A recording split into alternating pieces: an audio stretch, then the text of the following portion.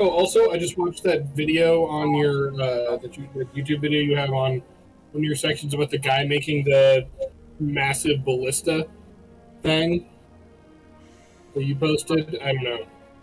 It was from the second. It's Yes. old. Yeah. It's an amazing video. Super cool. So cool. I never made ballistas, but me and some friends got really into trebuchets at one point. Ooh.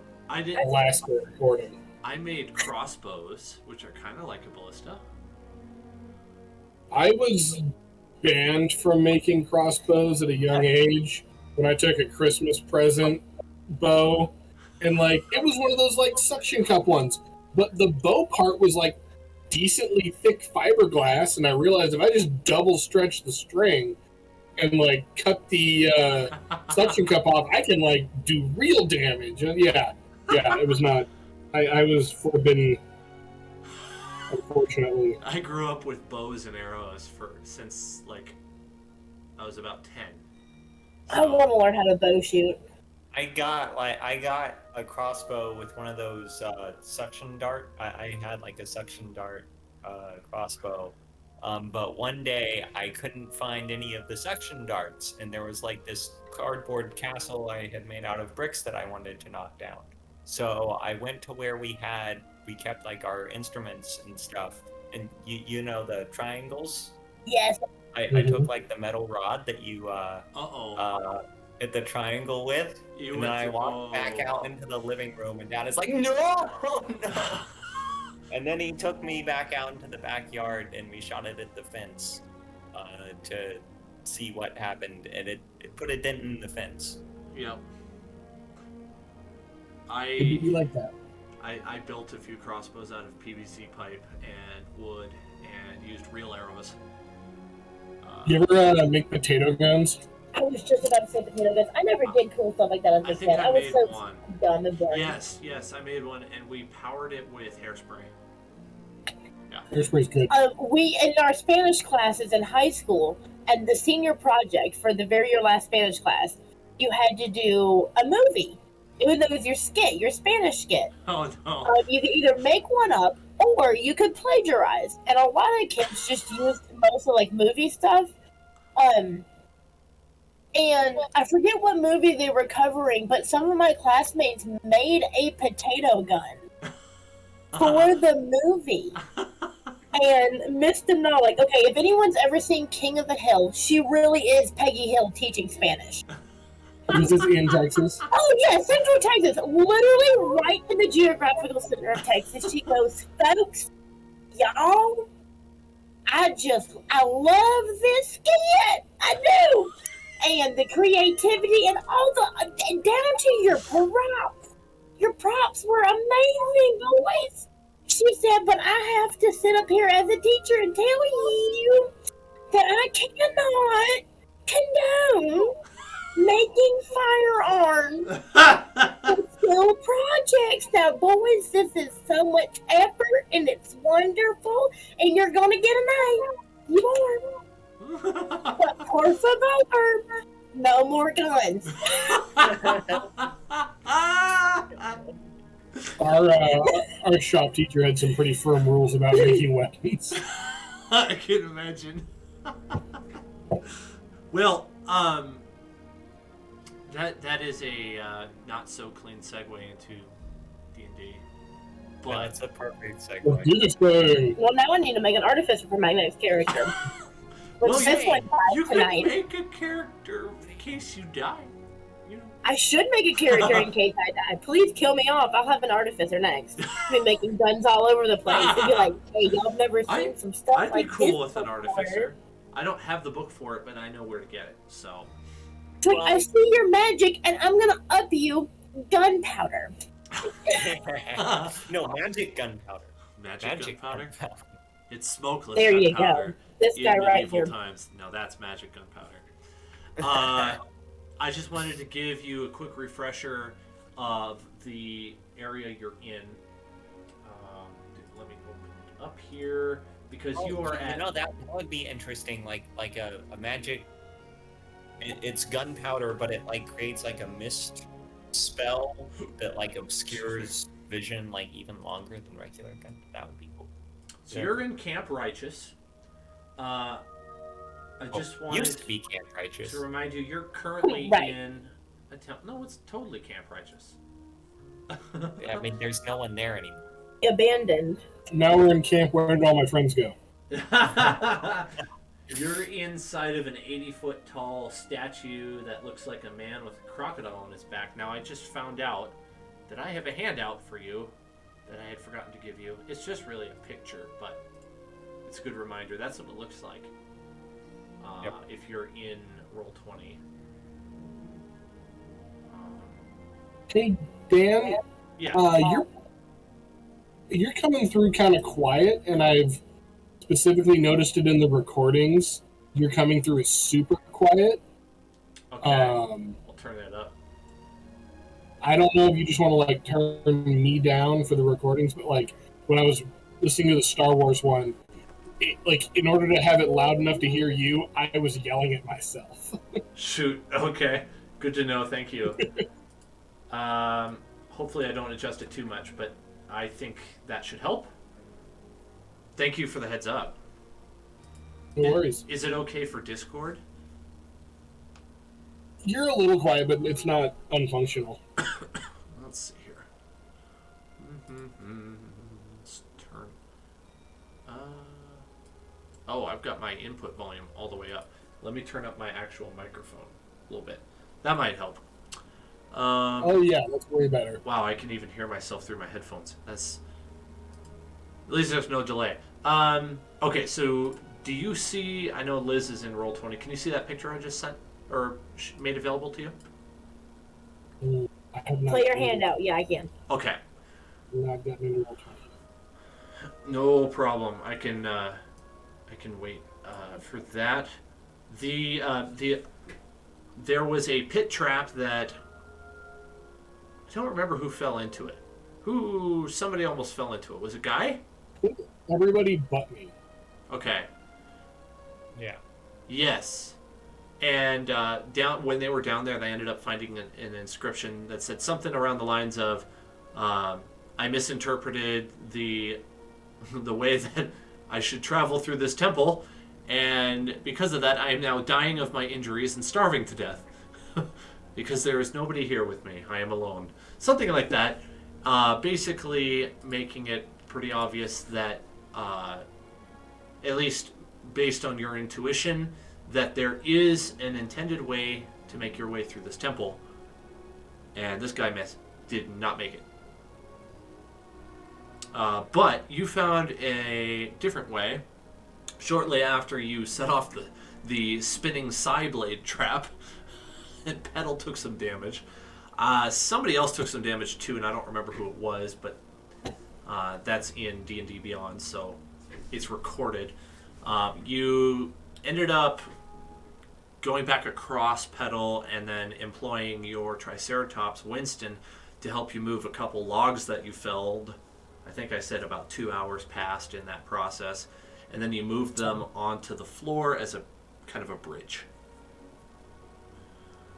And you are now all of you are standing in the second room. In front of you is a ledge that is 7 feet tall. There are handholds in the stone, so it's actually pretty easy to get up, but none of you can see what's above it from where you're standing. Gotcha. Okay. Well,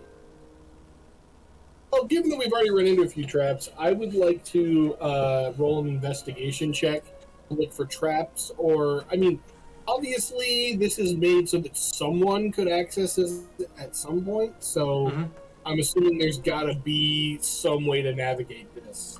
Okay. As part of your perception, I'm just going to say that you kind of like peek up over that little ledge in front of you. It's not too hard to do that. And you can see that the next room has a floor made out of tiles that are arranged in a 4x4 grid. I remember this. And they have inscriptions on them. And just beyond that, there is another 7-foot wall. Apart from that, you also are able to recognize that the spinning side blade trap comes out of 4 distinct grooves in the wall in the room you're currently standing in. Make an investigation roll, and I'll tell you how much else you can deduce. I rolled a 4. Oh, you rolled a 4. Okay, that's all you get. Fair.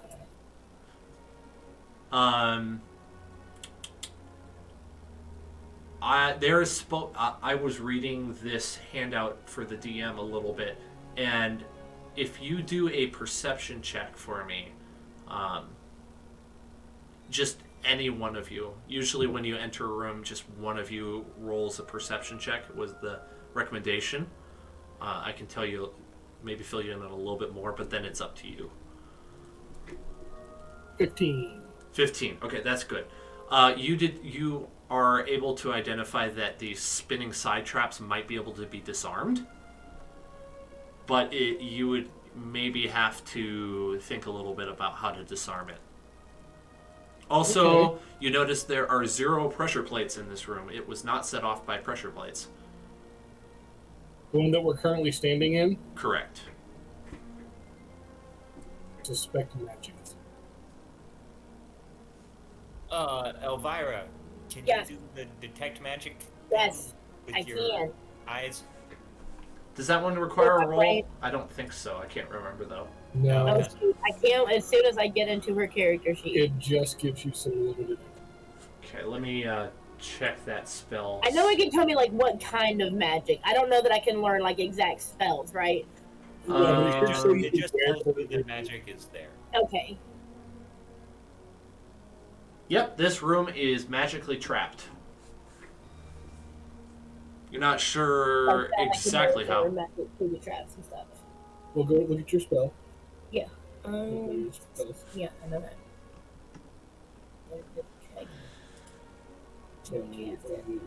You also For the had. duration, you sense the presence of magic within 30 feet of you. If you sense magic in this way, you can use your action to see a faint aura around any visible creature or object in the area Oh. that bears magic, and you learn its school of magic, if any. The spell can penetrate through most barriers, but it is blocked by 1 foot of stone, 1 inch of common metal, a thin sheet of lead, or 3 feet of water dirt.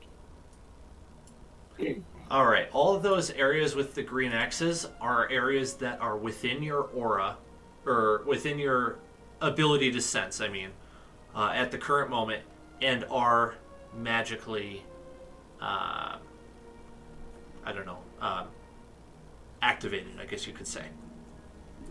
Okay, well, I let Guy and Cassandra know that right next to their faces, there are 2 magical traps. Well, Great. Cassandra is going to. So don't mess up. She's No pressure. gonna do an Arcana check to see if she can figure out what it is and get a You're 7. right, there are no pressure plates. And Cassandra's There's like, no pressure to be made.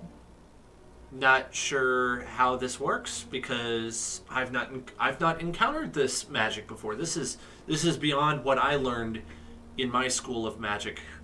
School of magic is okay. I guess it's beyond hers, Yeah, it so seems I wouldn't know. seems foul to me. I don't like this kind of magic. This is shady. I mean, who does this? People trying to keep people out of places. And she takes a moment and ponders it. I guess we are walking into a temple. All right, like we're being in Right. or pulling a B and This E. is some colonizer-esque behavior Yeah, that we are engaging in. Yeah, this we're is a good point. entering, This and is a we've good already point. broken some of their stuff on the way in here, completely disregarding magic. Well, Alright. I don't know how to deactivate it. That's the problem. Imagine with the look of it, it's probably a puzzle, right? So with the rooms, and usually anything that's 4x4, Oh, you're talking about the next room over? What's up, guy? Yeah. Speaking of the next room over, does she like detect any magic there? So there is a 7-foot wall in front of her, and I'm gonna just rule that that Okay. makes it more than 1 foot of stone, just because of Yep. Yeah. the direction, I guess.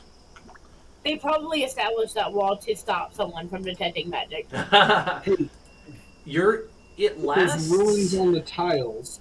How can I boost one of you guys that knows more about magic than me? Can I boost somebody up there to take a look at the ruins and see if they recognize any of them? Yes. As I you mean, I can. I'm standing next to the wall. Right, Cassandra, rock, paper, scissors, let's go. Tape. Is this for who gets to go or who has to Time later. Oh, Cassandra Other time. loses. Yep, okay. You lost. Okay. So So I'm boosting up Elvira? Sure. I'm confused. Okay. as you do that, Elvira gets a sense that there would have there. How do I describe this? Something changed within the magical aura, but you get a sense that it was not a bad change. It was actually a change for the good. Okay. Yes. Um, I know if that's I'm boosted very vague. up 7-foot wall, do I see anything on the other side? Like, okay, so what we're looking at, this line right there, right? Yeah. Yeah. Is that the width of the wall and I'm looking down onto this grate? Yeah, that's a good Or question. Is this at the top? I don't have, like, yeah, going like this. Is this a platform? Yeah. So you see how there are 4 squares in the grid? Oops. In the grid by itself, not the actual map, Yeah. but the grid. Uh-huh. Those are 4 separate tiles, and they each have some sort of an inscription on them. I don't know why they're subdivided Okay, so into more. is she going up and over the wall or up and onto the wall? So it depends on what you want to do. Up this wall, there is enough space that you can stand without being on one of those tiles. So you are. It's fair game for you to get up on top of the wall and stand up there without standing on a tile. Whatever the case, if you're up there standing or just kind of peering over the edge, let me know which you want to do, but do a perception check for me. I'll stand on top of the wall. Yeah, I don't want to like do anything that would engage any of the squares or anything like that. But Okay. perception is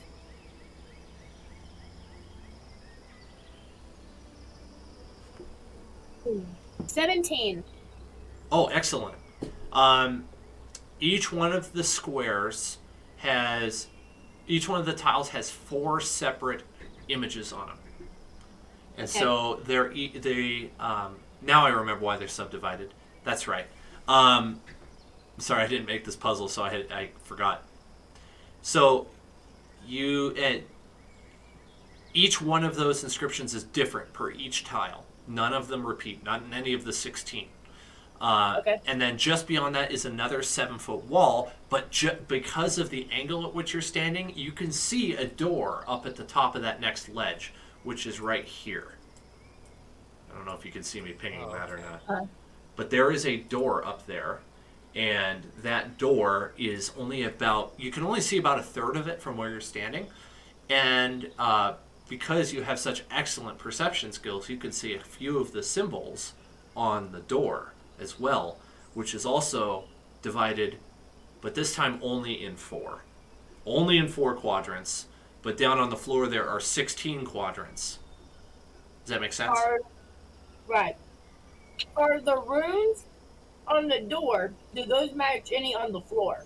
Yeah, there are, you can see at least 2 of the runes that are on the door, and they match at least 2 on the floor. Out of the 4 sets of squares that make up the 16, any of those 4 sets match the one on the door? Is there like corresponding like lower Right. left, lower left? So you got the right idea. So this is symbol 1 and this is symbol 2. It's somewhere Okay, in there. The specific area location doesn't matter. Okay, yep. So you know you can rule out 3 of those tiles in each of those square grids as ones that aren't on the door. Okay, so there's one tile from each grid that's on the door. That's Okay. what it appears to be. Yeah. Okay. Yeah. Okay. I'm gonna relay all of that back to the group. So I'm thinking there's something that we can do. Either we go and take the tiles from the floor and put them in the door, or these are just the 2 things that came to the top of my head. Or you have to step on each tile to get to the door. Maybe it's like you gotta step on one and then push the corresponding one. Just thoughts. Cassandra's gonna say or ask Petal if Petal will boost her up as well, so that she can take a look. Absolutely. Okay. I'll help her up. And Elvira, you get that same sense as Cassandra is boosted up. And then she's gonna stand right next to you. I'm gonna ask Cassandra, do you feel this like something shifts like for good? She concentrates for a moment. No, not really. Maybe it's just me. I've raccoon brain. If there's something I'm not familiar with it. Spell cast. I could be going crazy. Never mind them. But I do keep on telling that I've had this feeling. Damn.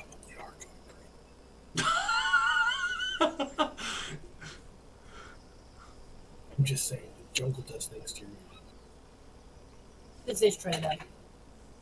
Now, do you guys remember that Keegan told you something about the myth of the man and the crocodile?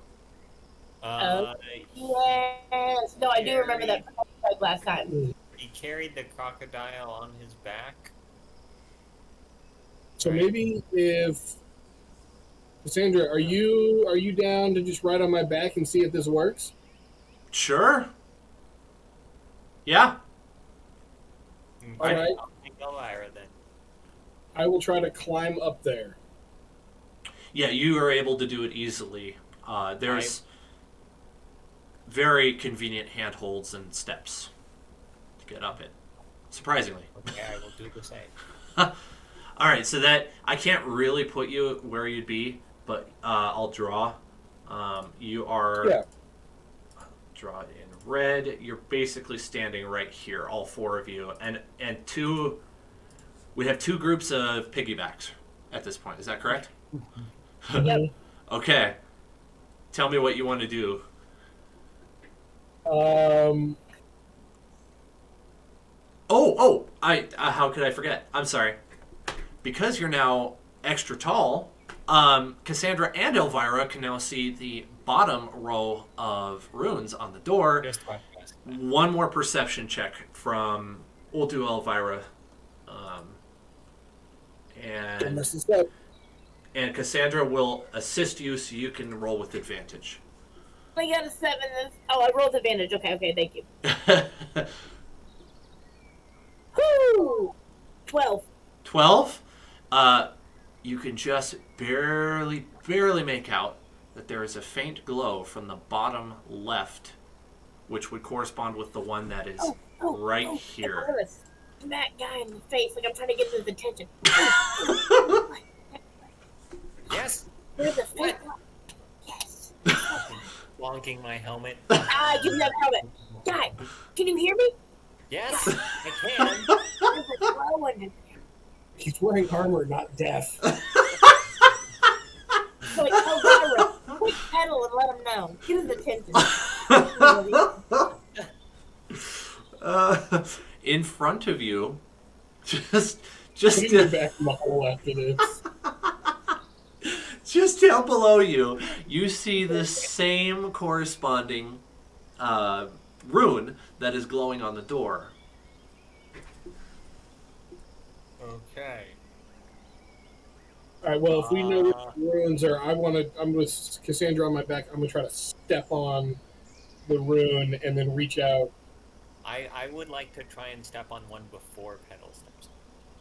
Okay. It's Oh, important to me. okay. Are you trying to step on the same one or different? No, I'm trying to step on the one that's in front of me, right? Okay.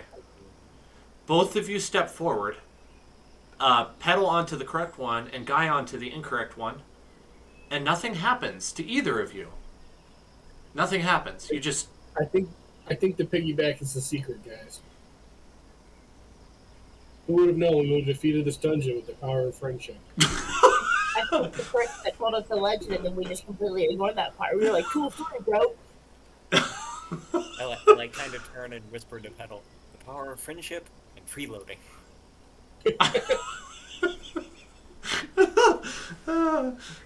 And freeloading. Yeah, nothing happens, and Elvira, your sense that there would... You sense that this room is not as dangerous as it otherwise was when you first got up onto that ledge. That's what I felt. The magic of friendship, everyone. No, that was cool. All right. With feeling emboldened by my successful choices, I will move to the next square and see if that has any negative impact. I'm going to try to step on the one that Cassandra identified as the room. As the appropriate one. Yeah, it's interestingly enough, Petal, when you had stepped on the normal rune, another rune lit up on the door, which you then therefore step on. Nothing happens, other than now a third rune lights up on the door as the next one that should be stepped on. Ooh, Guy, I think this is how we open the door. Alright, step on it. Okay, and so I have a question. Why didn't I step on the correct one? Because you said you didn't want to step on the correct one. No? Well, that's what I heard, so that's what we went with. I think they were lining up one at a time, guys. Because You might have heard that wrong, yeah. The one that Elvira told me to. yeah, that's what Petal stepped on, and then I asked, do you want Yeah, to they're step on lining this? up one at a time, so you I'm can't so step on two. confused. Here, I'll tell you what happened. Petal wanted to step on the correct one. You said, I want to step on one at the same time. I asked, do you want to step on the same one? You said no, so that therefore meant you were stepping on the wrong one. Does that make sense? We got to do them in sequential order. So, like, you can't do 1 and 2. You got to go 1, then 2, then 3, then 4. I think. There's... Okay. So it's a grid, right? And I'm up here at this corner of the grid, and he's down here. And was there one lit up in all 4 corners of the grid? Not at the start, not until he stepped on the first one. Then the second one lit up. And now he's on the second one, because you stepped on the wrong one not knowing. Okay. Yep. So where's the third one? Third one has lit up and you identify where it is. I'm not really like drawing where it is on the map because that's not super important to this. Yeah. But I think if you step on the next one, I think it'll open the door. Yeah. Basically, like, as soon as you step on that fourth one, the door above you starts to kind of make a rumbling sound.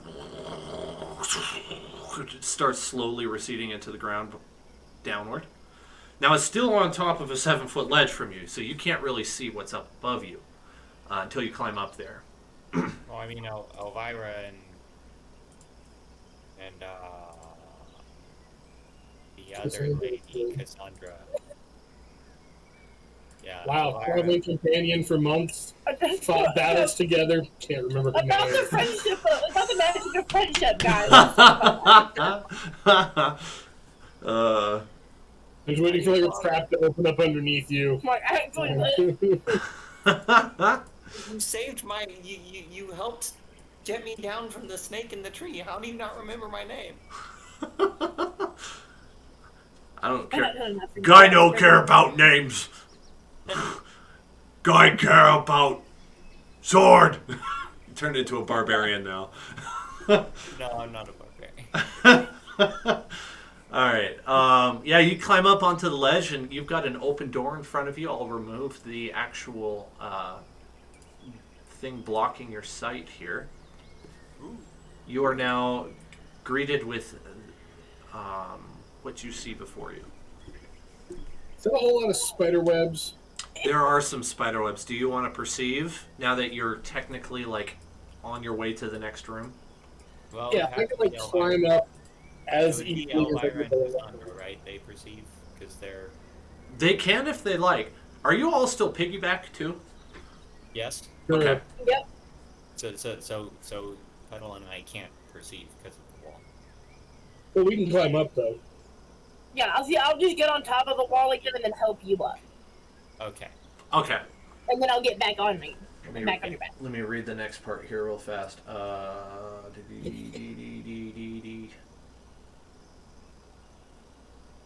Okay. I may have completely rewritten how the puzzle door works, so the doors open differently than it's written in the book, which is fine.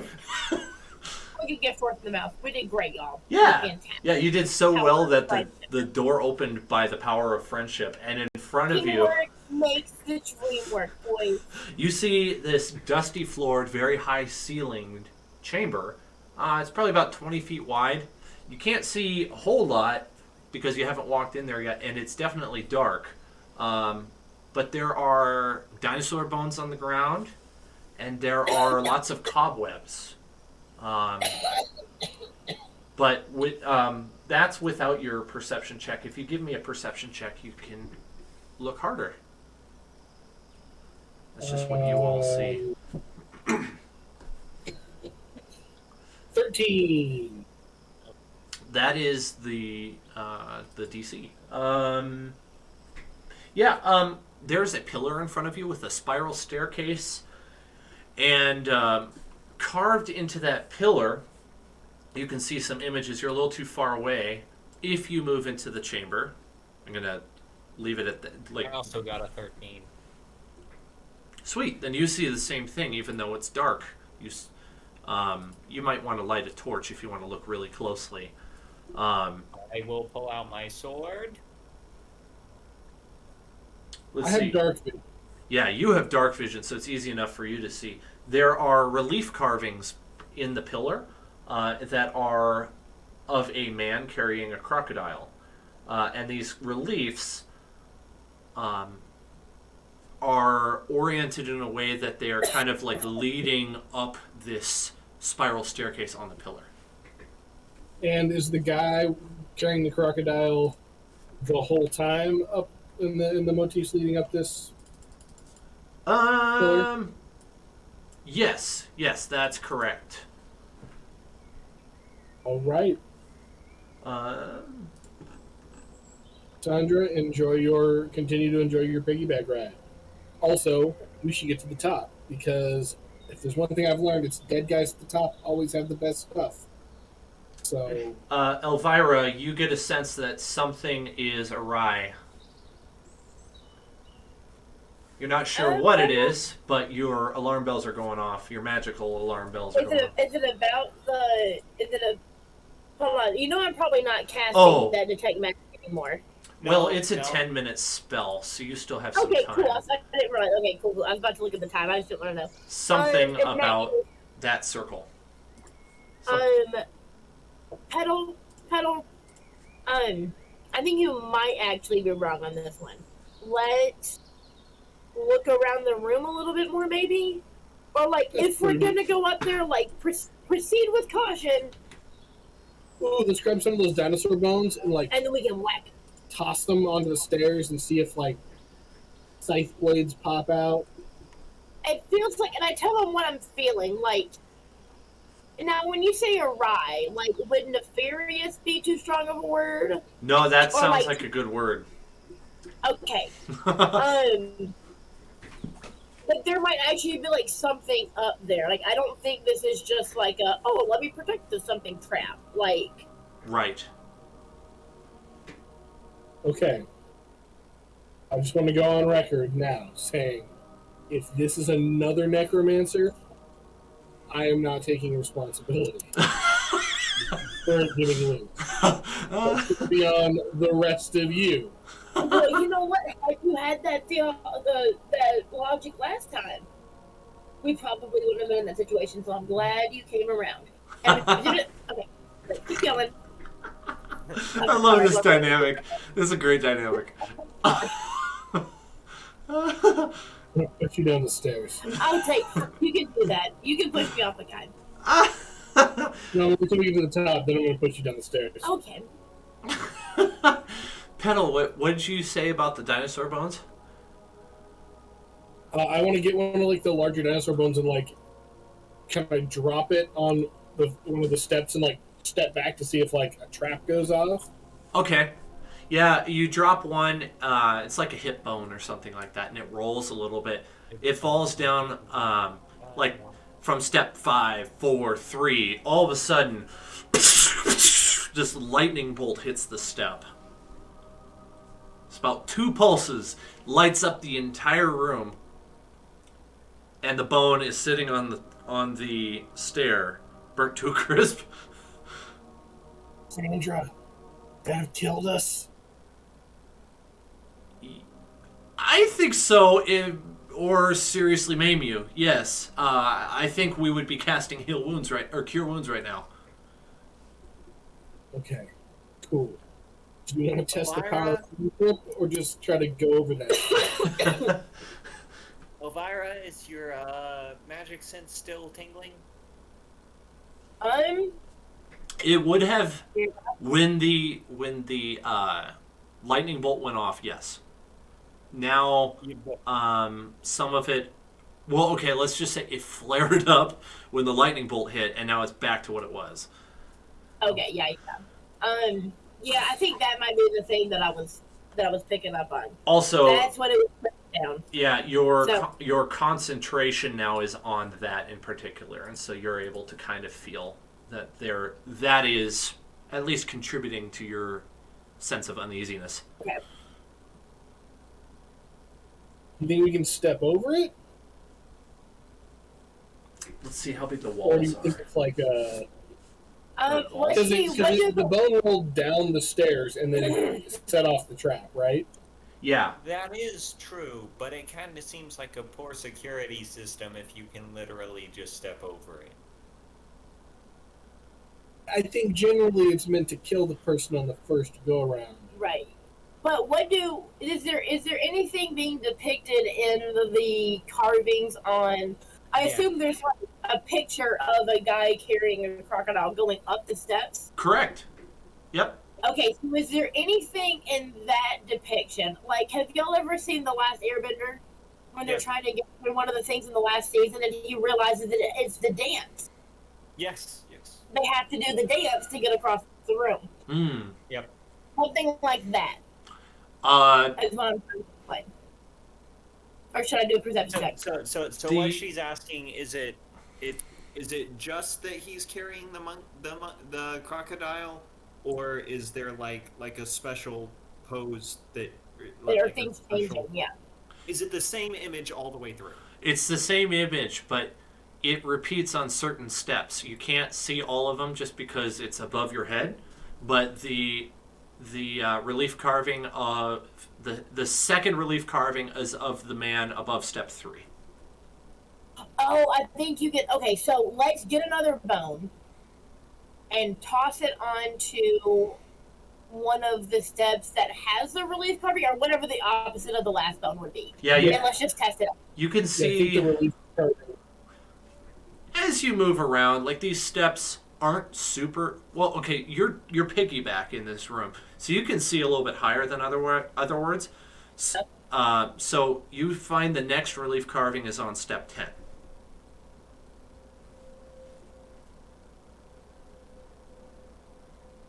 Well, let's step over this one. Keep going. I think the fresco, whatever it's called, the relief painting or relief carving, Okay. is telling us where To step? like where or like where not to step more than anything. Yeah. Oh, you're saying. Okay, so if it's every 10 step. Okay. Or just like the steps with this Right. picture on it. We ready to test this theory, Cassandra? I don't want to run up there with you in my bag. Yeah, I'm gonna do so a roll on a guy's helmet. if you want to Yeah. go over that step, it's a simple dexterity check to step over A that simple step. check. It what? A simple check. Yeah, it's just a dexterity check to Okay. step over the step. I got a 13. Yeah, you step over it, no problem. Let's see. And I don't. Are you carrying Cassandra? Yes. Yeah. Okay. She's relieved. Yeah, for sure, I'm really relieved. glad they're here. If Guy wants to follow, it's the same process. Okay. Guys, should you get on my shoulders? Who has the better dexterity? Mine is +1. Me too. Alright, let's just go. Sure. Oh, and you're dressed in metal too, so this should be fine. I'm gonna go up at least one more step. I don't want to get caught in the blast radius of this. Yeah. Let's go. Hang on. I think. No, I can't. Help him with dexterity and give him disadvantage. Like, what do you do with this? Like rocking on his shoulders. Well, maybe you should carry me up because if it's a lightning strike, right? It would hit me first in theory, and then I guess. I would still be dead, yeah. Yeah. Okay. It's still trying to get to the ground. It would just hit me worse then. All right. Well, here goes. I'm rolling. I think if anything, I'll help you out. Oh no. So about this artificer that we're gonna play. You stand on the step, and nothing happens. Oh. Power of friendship, guys. There You- we go. Take the grand room. You kind of sway a little bit, but Elvira catches you by grabbing hold of the pillar, the column. Let me help you with your dexterity here. You steady yourself, and you're looking down at the floor between your feet. Is a severely scorched and still slightly smoldering hip bone from a dinosaur, but nothing has happened. Okay. Wait, I is mean, it the hip bone wasn't carrying anyone, so I guess that fits. wasn't really in mind. Power of friendship. Yep. Guy, you wanna take the lead on the next one there, partner? Sure. Wait, so we're both piggyback and we're both on the stairs now, so we're just gonna like kind of finagle past each other on the stairs. I need a dexterity check for doing that, just to see if you fall off the steps. For whoever's going around whoever. 14. Oh, I'm holding still so he can get in front of me. 7. I'm gonna let the dice decide. Guy, you fall, and so does Elvira.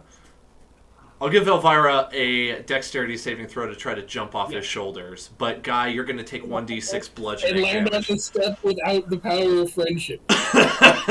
Oh no! Oh, 13! Elvira, you're safe. You're on the floor of the chamber, no longer on the steps, and Guy has fallen on the floor of the chamber and takes 1d6. Okay, so I take 1d6 I feel like that damage. was that one Yeah. that I got off the 1d6 bludgeoning for falling. It's not very far, but you're in full armor. Oh, 6! Oh. Wait, isn't the rule it's 1d6 for every 10 feet? Or Yeah, this is not following a rule. This is just what I decided. oh. You have to factor in the stairs. So, You are carrying Survival. somebody and you don't have any ability to react while you got somebody on your shoulders, so that's why I'm saying that. And you're in full plate armor, aren't you? Or you're in chain armor? No. But. Okay. All right, roll 1d4. What? That's still not the rule, though. The rules are a suggestion. That's what the player's handbook says. Well, yeah, but I expected it to act in a certain way. I'll keep the 6. I'll keep the 6 if you stick to the 10 feet thing. 10 feet? What, I don't know what you're talking about. 1d6 per 10. It's 1d6 per 10 feet you fall. I know it is. Okay. Okay. But you're now back at the bottom. You're no longer on the steps. Yep. Pedal's on the steps above you. Hey, buddy. Doing okay? Yeah. Well, I'm gonna run to it. Elvira down here now? I'm confused. Wait, can we Yeah. now not get up and down the steps since we're not buddies anymore? Since you're no longer friends. Me and Cassandra are the ones with the power of friendship right now. We're the ones who can see to traverse this temple. Oh my God, you abandoned me! Yeah, I'm really going to get caught up in this, so I have to leave Elvira here to die. So what? To answer that question, you're basically just both on the ground separately. You could totally climb back up on his shoulders and try it again. Oh. Yeah. Okay. Dear crocodile gods, please don't frown upon us. Yeah, As please. we make amends. And I'm gonna go help him up like a good friend. You know? I'm gonna rescue aid. As I'm tackling him at the same time. Right, because that's what good Because that's friends what do. friends do! Wait, hang on. I have the perfect meme for this. Are you, Guy, are you going to go back up to where you were? You're going to try the same thing again? I'm gonna let Petal do something first. Okay. Okay, I guess I will, I think you just got voluntold. I guess I did, yeah. Okay, fine. I'll just do everything then. Breaking his back again for the party. Right. Oh. Literally just landed on my back. Knock it off. Thank you. Sorry.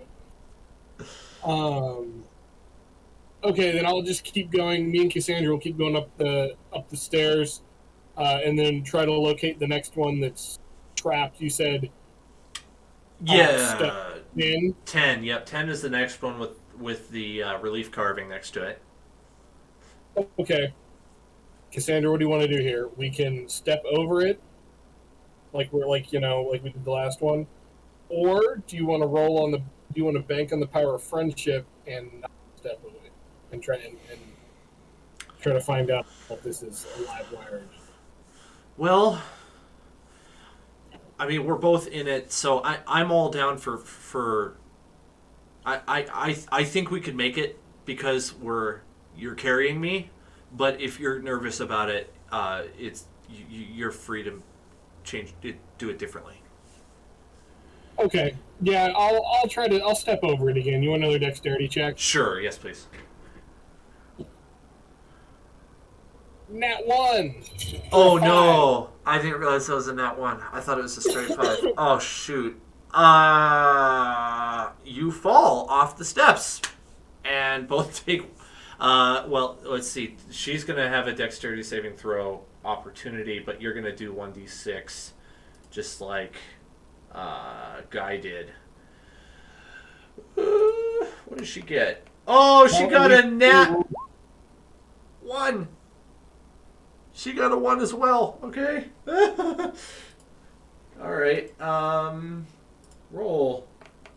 She takes 5 damage. Okay, you're back on the main floor again, not stacked on top of each other. All right, Guy, feel free to take the lead. Yep. Your turn. Going back. And we're up gonna the follow steps. you guys.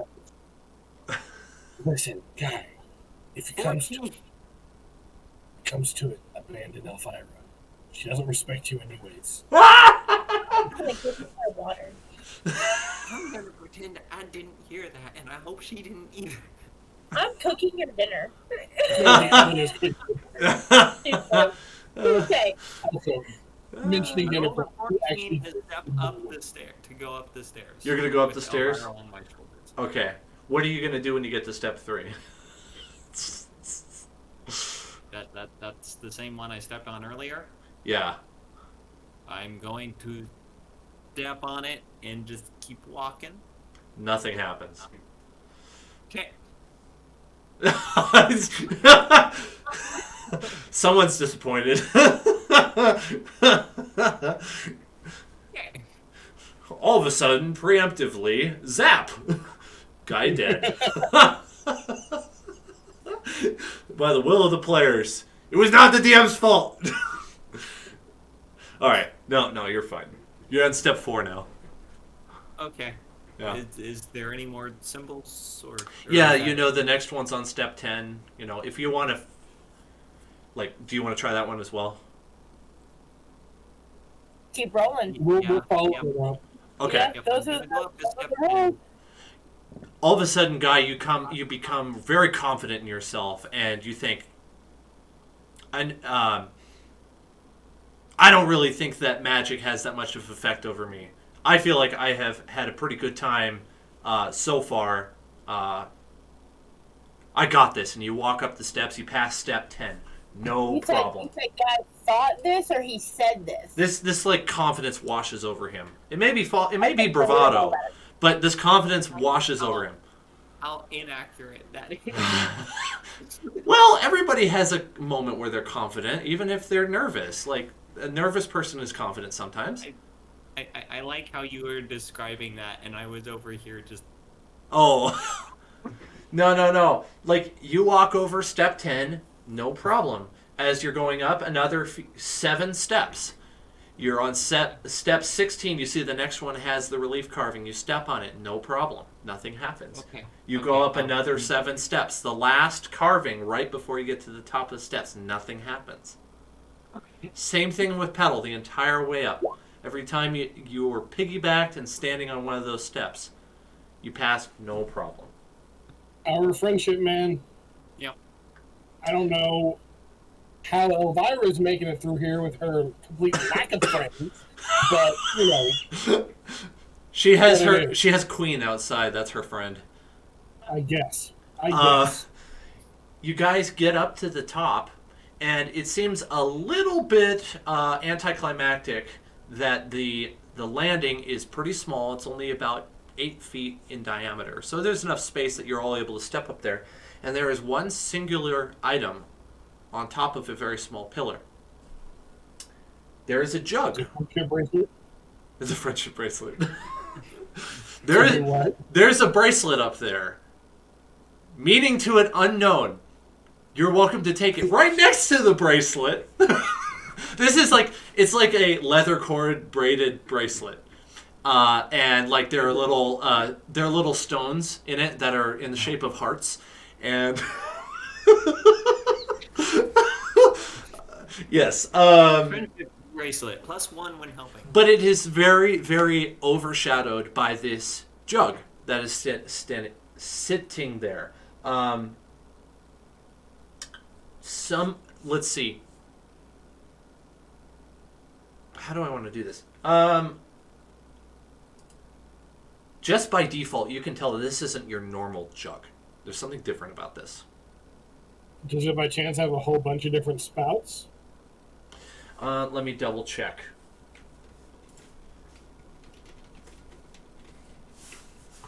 I can't remember. Yes, it does. Yep, it has over half a dozen of them. Nice.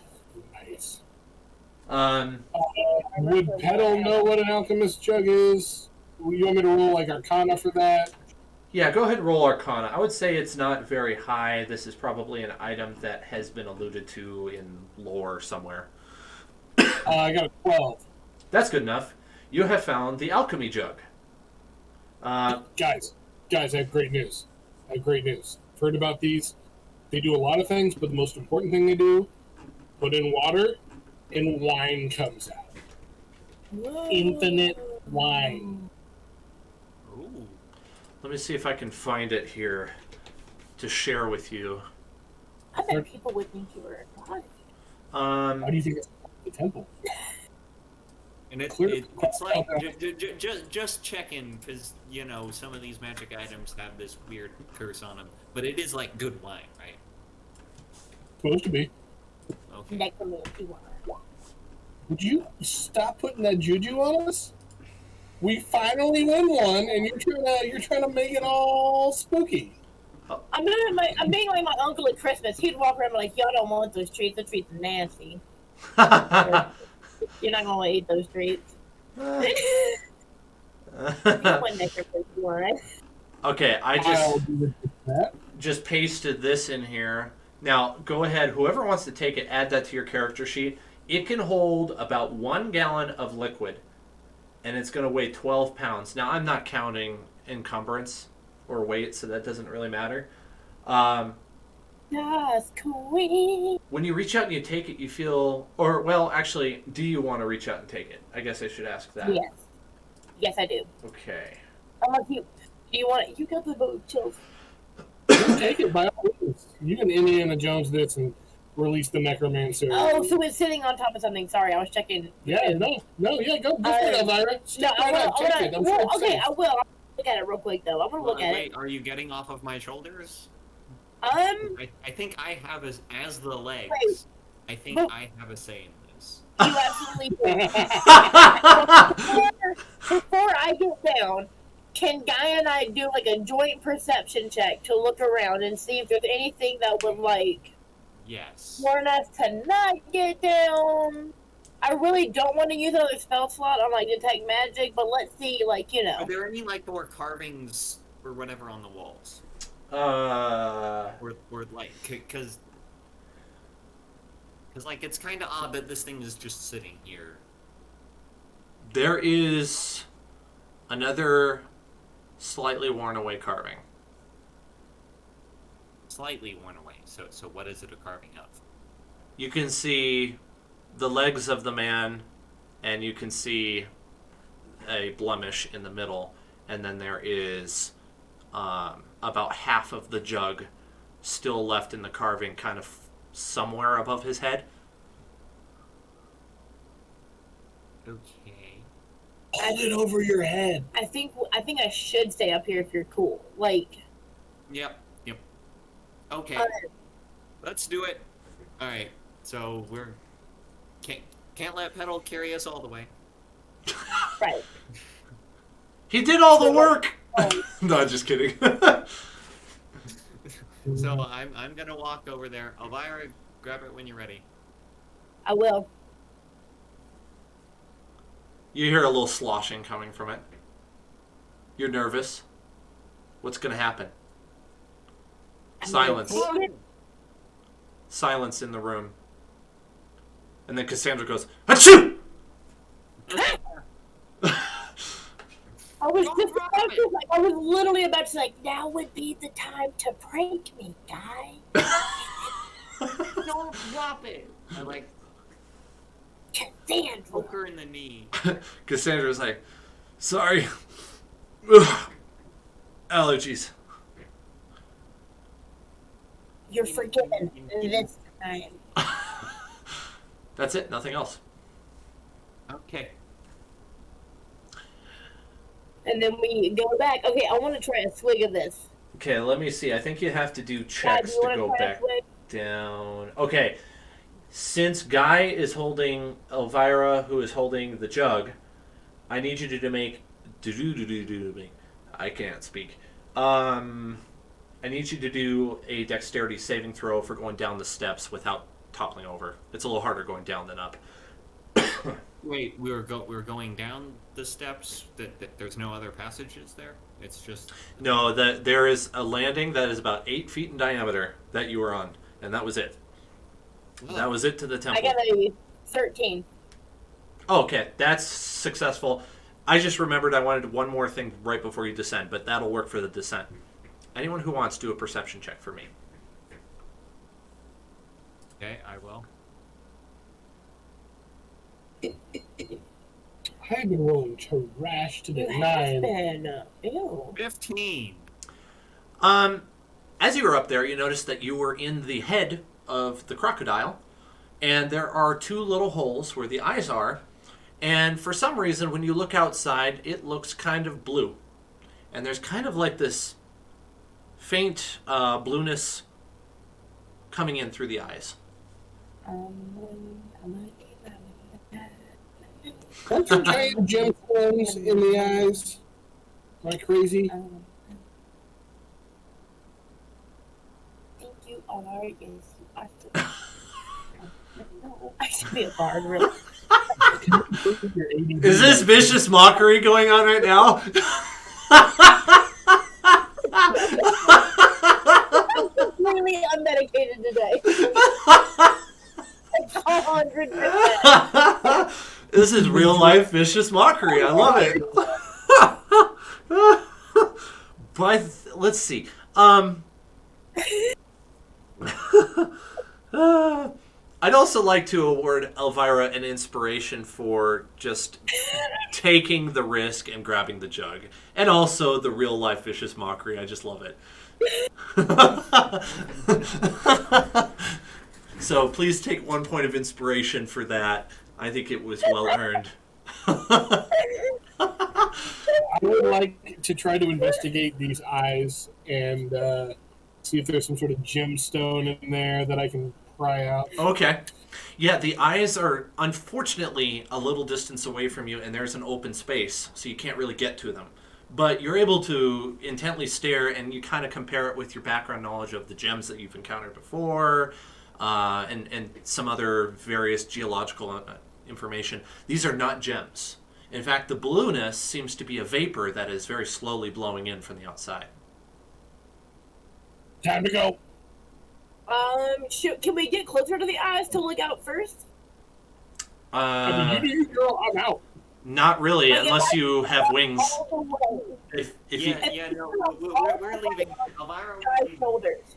Start walking. Nope, On your shoulders. you're able to catch a glimpse from a different angle, and the treetops you would have expected to see are not visible. We gotta go. Yep. I don't want to go down first. Okay, and I'm carrying over your dexterity check from earlier. You successfully all get down the stairs. No lightning bolts, nothing, no falling. You're down at the bottom of the steps in this room. Now, because the door's open, you have a relatively clear shot, vision-wise, back to the entrance of this temple. Unfortunately, because you're high up, some of the floors are kind of obscuring your view. So you can kind of see down to the bottom, but if you were to look from where you are and not get any lower, you would basically just see the floor right outside at the foot of the temple, rather than any sky or anything else. I'm gonna hop down, and I want to keep rolling. Okay. I would like to get back on the river. We got our treasure. We've tempted fate long enough. I'm gonna keep pace with pedal. Okay, 1 second here, while I figure out what I have to do. I need just a moment. And congratulations on finishing the Temple of the Man and the Crocodile. Everyone. Okay. High five, guys. Yeah, way to go. And yes, that is the Jug of Alchemy. That is a, I don't remember how rare it is. It's an uncommon wondrous item. So you Ooh, probably want to protect that. You can also use it we can add river water to make 8 gallons of fresh water a day. Yeah. So that's helpful. Okay, hold on. I need to And add meanwhile, this. now we can make Okay, it's called. Oh gosh, dang it! I'll be right back. I'm hungry again. Oh no, bad time to leave. Okay. Jug See? of Alchemy. We're alchemist jug. How do you spell alchemist? Alchamist. I think it's EM.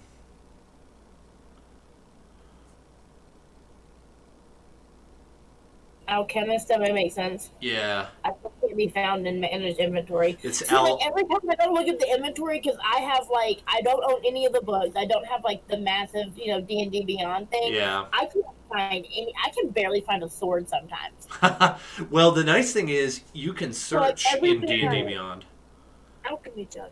See, I don't have that. Let's take a quick 5 while Eli's Okay. away, and you can figure out what you want to do.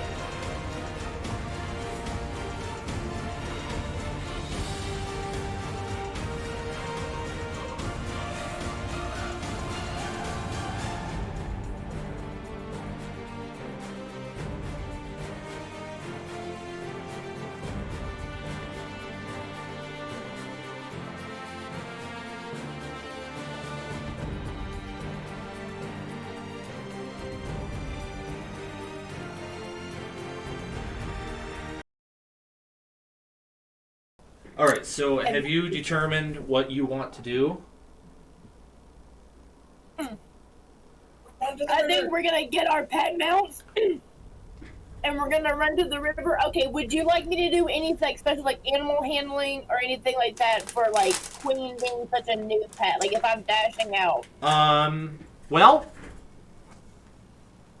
since you want to run out of the temple, I will describe what happens as you run out of the temple.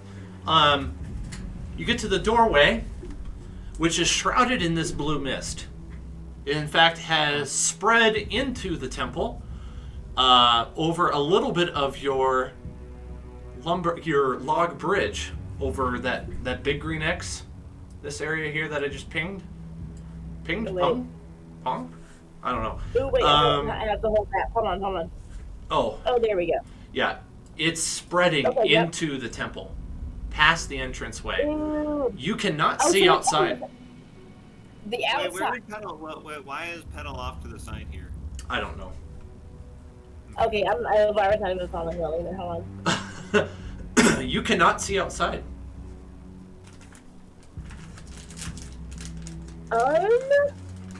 Should we tell that the logs are still there to walk across? Just barely.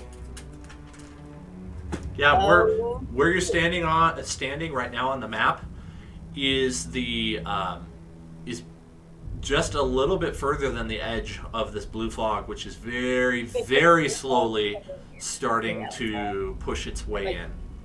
Despite standing right here, like on the way back out, we cannot see out of the temple.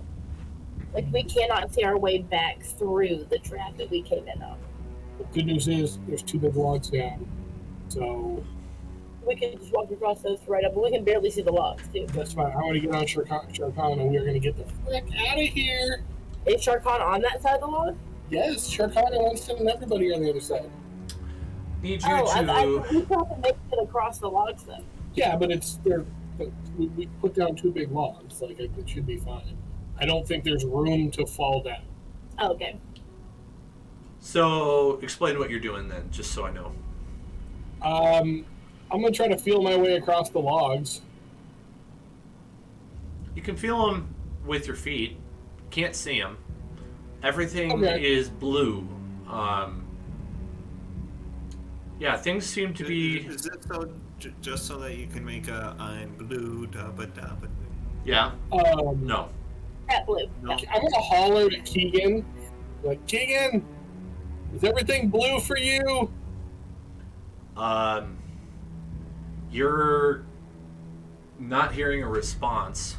In fact, the world outside seems eerily quiet.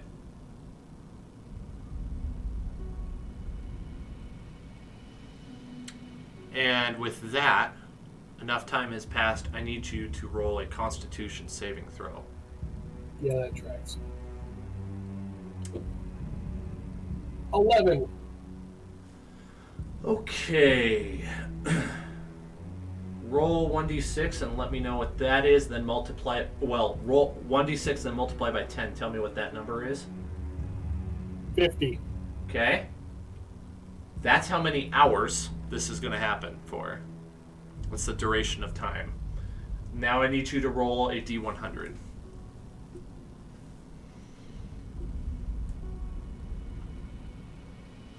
$13. Okay. What is your character most scared of? Most afraid of? You are seeing hallucinations of your greatest fear popping up in your mind. All of a sudden, these these fears of yours are now in front of you, behind you, beside you. You now have disadvantage for 50 hours on ability checks while this lasts. Yes. I did not make this up, by the way. This is part of. So now you choose to follow the Zach is like, you're pushing the limits, bud. This is how friendships end. Edel, are you alive in there? I did better. I'm just, seeing my friends and family die in front of me over and over again. That's all. I'll be okay. The fog is slowly moving its way further in to the building. Yeah, I'm gonna keep going out, and I'm gonna try to go out front, get across the logs, get out of here. I want to get back to the river. You walk out, and you can't see any direction you look. In fact, as you turn around, you can't even see where you came from. Okay, let me ask you a question. Yes. Petal is definitely the kind of person who has experience with hallucinogenics and hallucinations. Okay. So, But are they magically induced hallucinogens? Possibly some of them. I mean, who knows? Who knows, right? This just happened to be what he rolled on the table.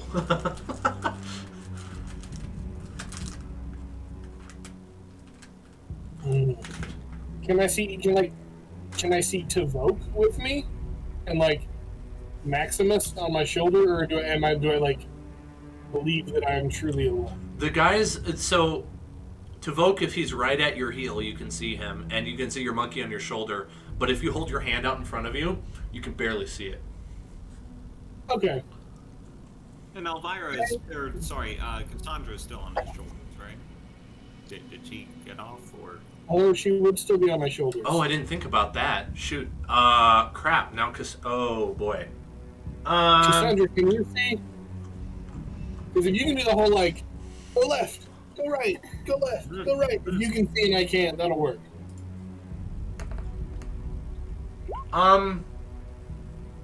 Unfortunately, I have bad news. She has also failed the Constitution saving throw. I bet she is freaking out on your shoulders. Dang, girl, look at my shirt. I'm tripping too. Okay, I misread the directions. Make that 5 hours, not 50. There is a different duration, apparently, that I misread and misunderstood that can absolutely be far longer than 50 hours, but is not necessary at this current moment. So you're only experiencing it for 5. You know what? I'm not going to look plot armor in the mouth. Yeah, so that's that spares you some misfortune.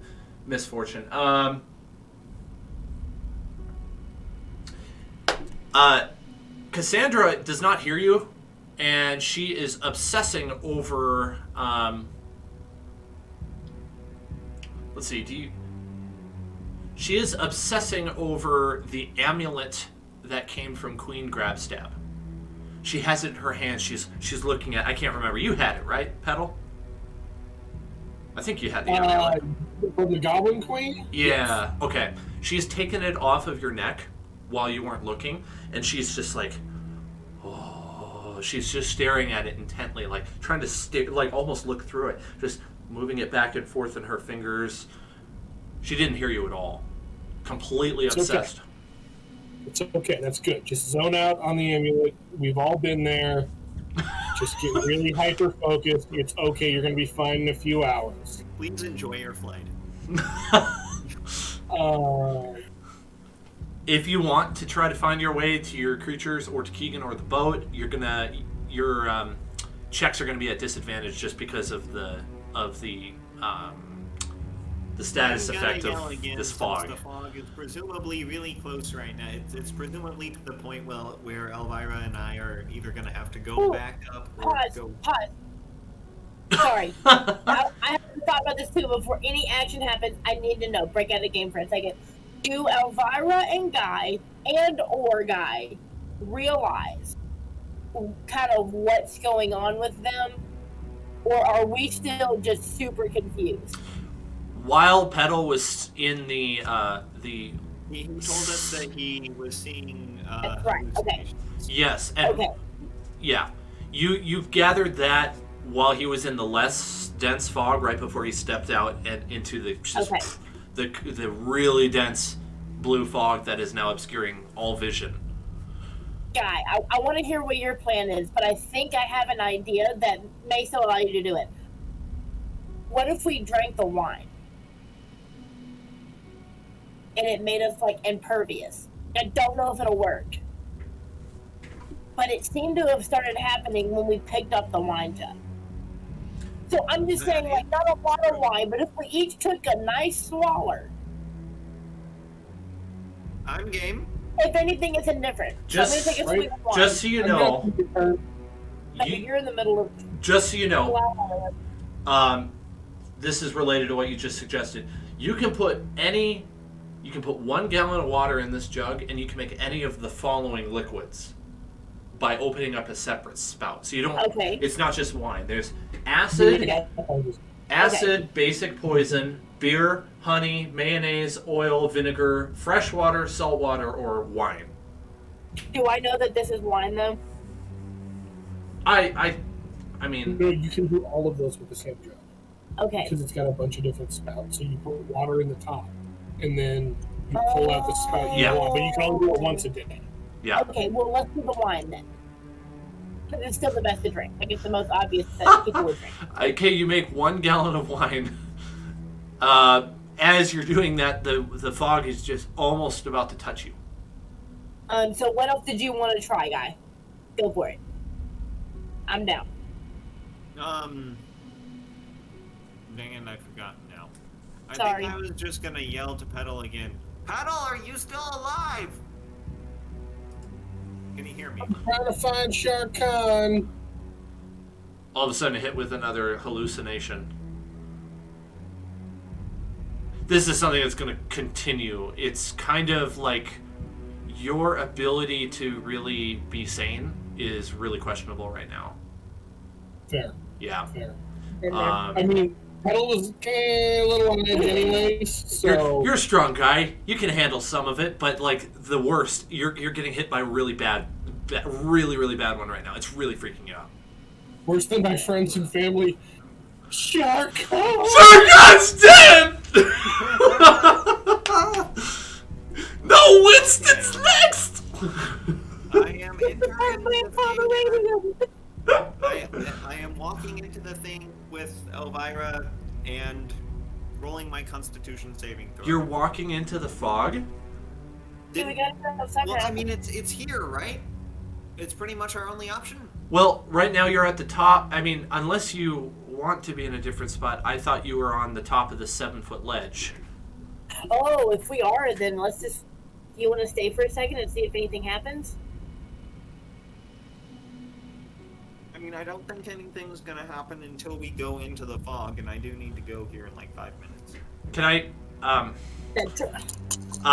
there is a door behind I'm you. doing what I'm going to do. Go for it. Okay, you Doesn't do that lead it. us back into the room, though? Oh, the yeah, door it would just be, yeah. goes back up- Just goes back up the stairs into the... Right, didn't that have blue mist leaking in through the eye holes? Yeah, so let's... I'm with you, guy. Let's power through. Yeah! Alright, I'm still gonna have Elvira All right. on my shoulders so that we can't like get separated. Thank you. Yes, please. Okay. Okay, my Constitution saving throw was 18. You And do I need pass. to do one? Yes. Yeah. Guy, you walk into the fog, and a moment of hesitation and maybe a little bit of regret washes over you. And you give it a few seconds, and you're completely engulfed at this point, and you think, whatever would have happened should have happened now. And you begin to calm down a little bit, like, it's not affecting me. I'm fine. Oh, I'm fine. Elvira. How are you? Elvira, how are you? 16? Yeah. You have a very similar reaction. It does not affect you. Oh! High five, you guys! High five! Yeah. Heck yeah, That my wine was a dude! great idea. Let's blow this popsicle stand, man! Onward! We should probably grope around and find Cassandra and what's his face, dude? The other guy, Pedal. The fog hasn't dissipated, right? Right. Okay, we're just not affected by any magics.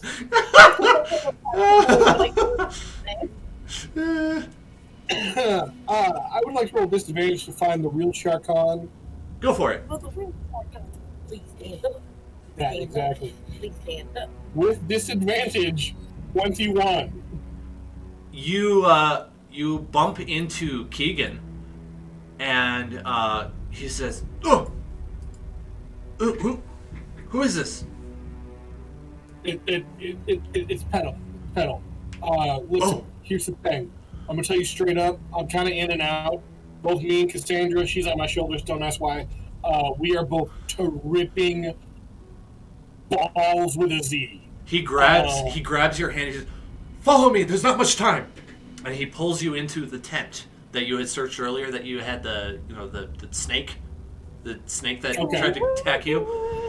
And your vision opens up momentarily, and he quickly shuts the tent flap. You are inside the tent. There's just a tiny bit of mist crawling in underneath, just a little bit on the bottom, but it's very, very minimal. And inside are Sharkon, your monkey, and Queen. Oh, good. Oh, good. And Okay. and Keegan All the says, important people except for Guy are in here. So he says, I wasn't able to get your dinosaur in here. He's too Guy. big. But I think it'll be okay. Boy, this is very, very bad. Very bad. I saw it coming from a distance, and I hurried to get this tent together so that I could get you in it. But you weren't coming. I was about to turn back. I'm just out here like, Paddle, Cassandra. Homo! Wait. Keegan. Are you also hearing Guy call my name? Yeah. I don't know. Oh, okay, good. I wasn't sure if that was another hallucination. All right, I got it. Over here. Okay. I'll take care of Guy. I'll take care of Guy. Right, yeah. Thank you. You too. Nice. Thanks for coming. I'll say Guy is able to hear you respond, and Elvira can. It can too. It's difficult. You're gonna have to abandon Elvira. It's the only way.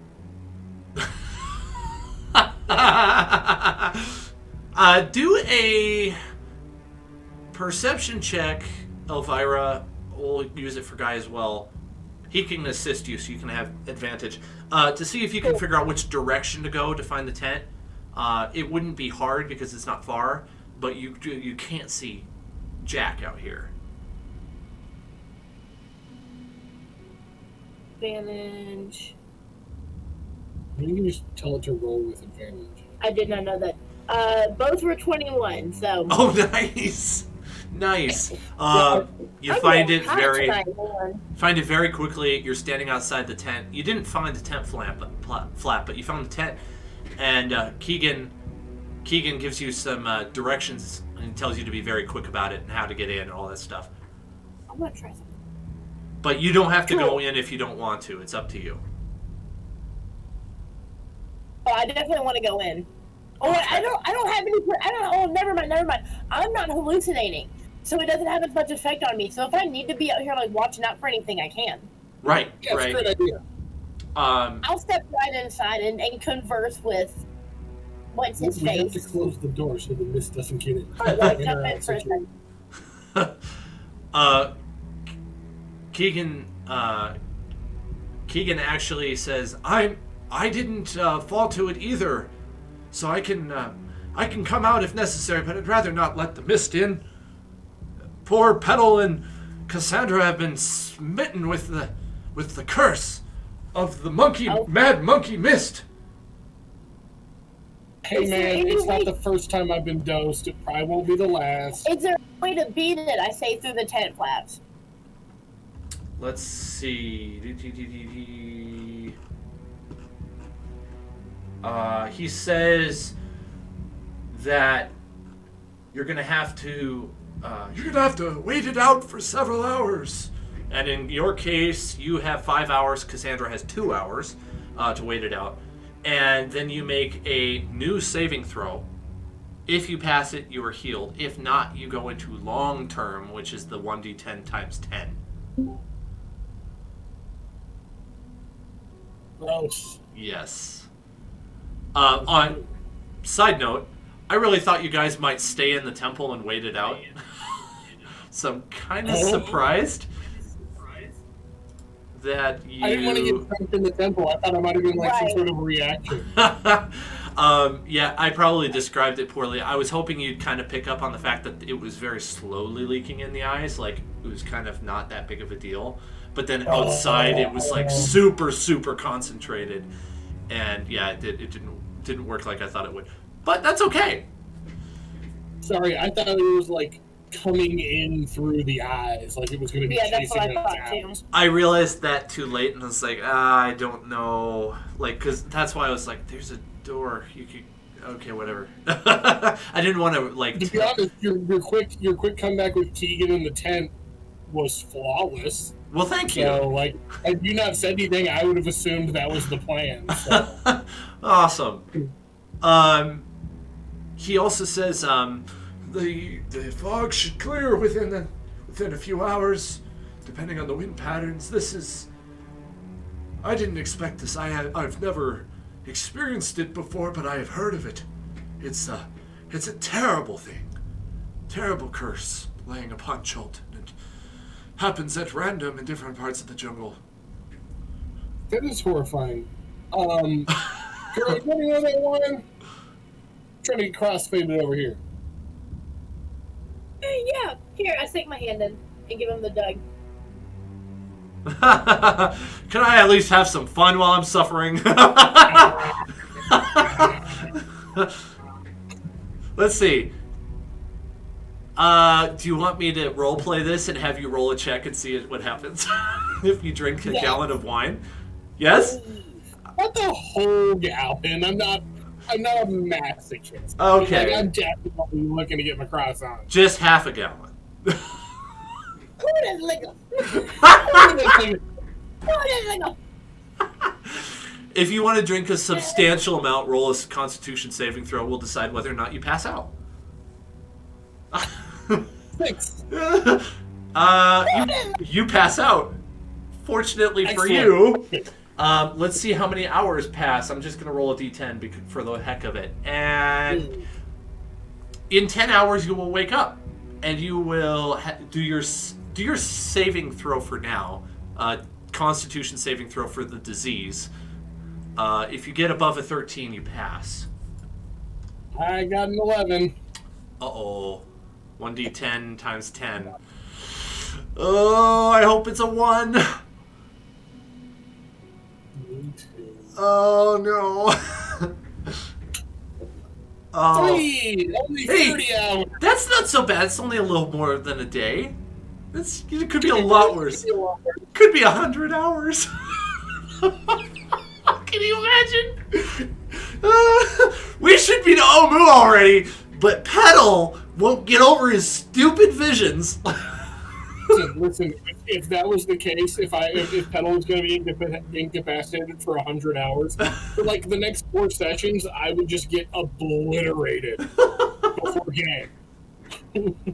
Get it realistic. Oh my goodness. Well, it's only 30 hours, and by what you guys could tell, you could definitely just wait it out in the tents if you want. You could approach this with whatever solution you want, and just it's probably going to pass in a few hours. Clearly, you got some healing time to wait for yourself. Let's find out what Cassandra gets and see if hers is really bad. She gets a 17, so after 2 hours, she's back. She's kind of like and it's really abrupt. After about 2 hours, she all of a sudden snaps out of it. What am I? Where am I? What Why do I have this amulet in my hands? Petal's just snoring, like loudly snoring. And she's like, I need to put that back where it belongs, and kind of like tosses it over under you haphazardly. She's like, I'm gonna go outside and get some fresh air. Keegan's like, no, the fog's out there. And then he explains everything. Let's just like have the 10 hours pass. Middle of the night. Petal, you kind of like stir a little bit. Whether or not you want to wake up's up to you. Let's see what Elvira wants to do in the meantime. Should we just fast forward through the nights? That's totally fine. I mean, if it's the middle of the night, I was just about to ask if we could come back in and sit down. Yes, absolutely. Right. Effect from the fog or not, I don't want to be prone out in the middle of the jungle while I can't see anything. Right. So let's just have 3 rolls. It doesn't matter who does it. It's your choice for just to be aware. Have kind of a night watch. Excuse me. All right. Okay. And then we'll. I'm currently incapacitated, so. I'll have I'll pick one. Guy roll 1 and Cassandra roll another. If I took the first, I got a 13 on perception. Is that cool? Yeah, 13's cool. Guy gets a 16. That's good. Yeah, I'm just. And an 18 from Cassandra. Nothing happens. It's morning, and you wake up with a nasty hangover. Actually, not nasty. Let's say it's a moderate hangover. It's like, and I got a bit of a headache, but I think after an hour or two, maybe splash some cold water on my face, I might wake up a little better. The fog is gone. Keegan looks flat out exhausted. He kind of stayed up all night just because he wasn't able to rest. It was really freaking him out. Let's get rid of the creepy music. You're going to have roughly, give or take, 24 hours of your hallucinations left. At that point, now, do you still like I'm seeing my worst fears, or is this just turning into more of like a visuals and can't quite discern reality? Yeah, at this, it's moved from just terrifying to more of confusion. You're not as exactly terrified or scared or afraid or anything like that. Maybe once in a while you're like, oh, it wasn't real, and then another one pops up. Just like it's just making you dysfunctional rather than completely useless. All right, cool. I'm gonna get on Sharkan's back and just be like, Sharkan, you're in charge now. Let's go find Winston. Winston is in a bit of a pickle. Not terrible. Nothing bad happened to him. He just like kind of got a little too excited, and when the fog came, and he tore off into Camp Righteous and got himself and the raft beached and stuck in a couple tents. So he's a little wrapped up, but he found some grass and he's munching on it with a tent stuck on his horns. And he looks at you and he goes, I'm sorry, Munch. buddy, and I'm gonna Munch. pat him on his giant nose. Look, I'm sorry, buddy. I'm here now. I'm gonna give him a big hug. I'm like, by a big hug, and then I'm gonna like kind of grab like a piece of his face because he's humongous. and then he appears like purple for you for a moment. You're like, whoa, I didn't know you could change colors. Then he goes back to normal colors as your hallucinations start getting just weird, just strange. Winston, I'm telling you, man. Blue Mist, I'm not a fan. Don't Not do a Mad fan. Monkey Mist. Yeah. Yeah, like maybe if we were in town and there was like a really good theater performance that was going to be happening later that day, maybe then. But out in the jungle with necromancers and stuff, not the move. Not the move.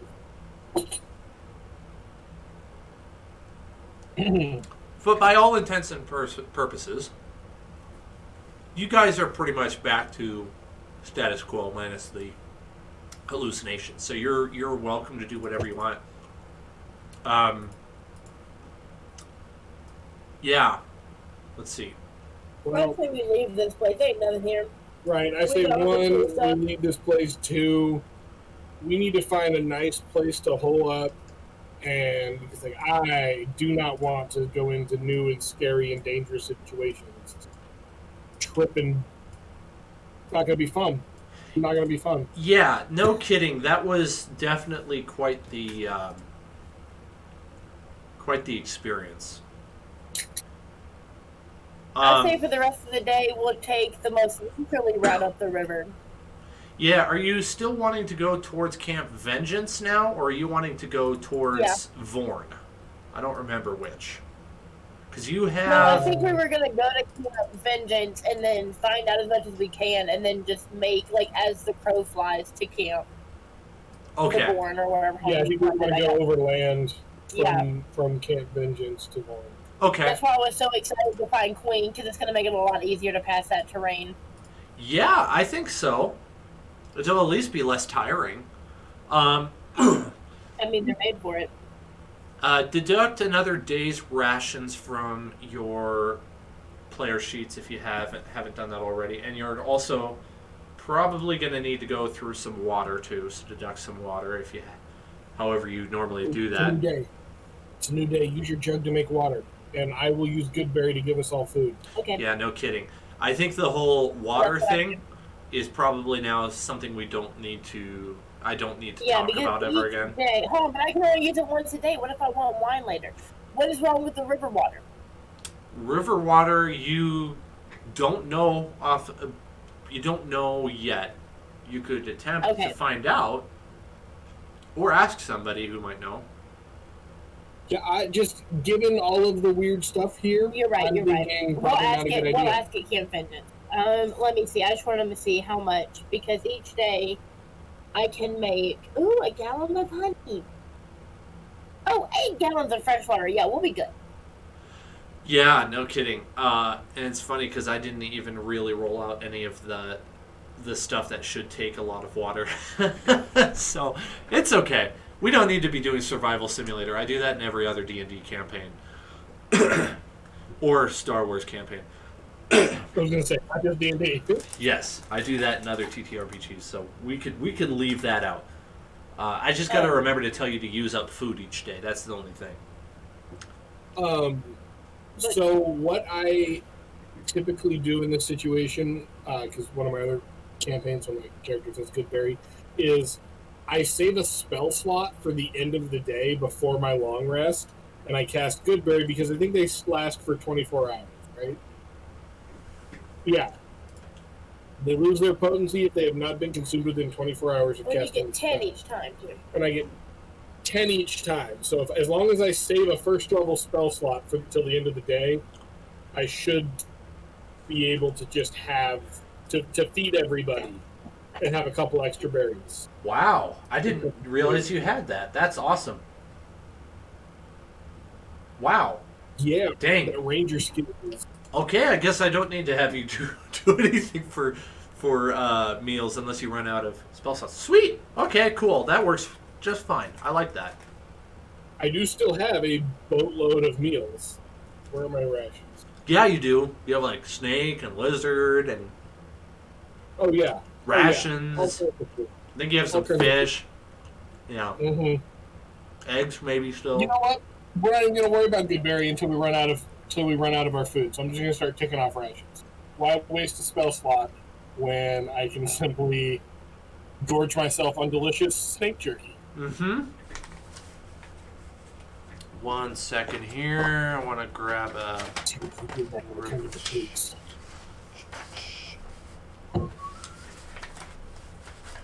Ah, perfect. That's what I was looking for. All right. You're on the river. You're passing. Let's see. Can you see the map? I think you can. Yes. All right. So you have now left Camp Righteous. Camp Righteous is now complete. You're now in this hex. Do a navigation roll for me, Petal, please. Oh, it's going to be at disadvantage for today. It's still probably better than some. Yep. 16. Wow. That's not teabag.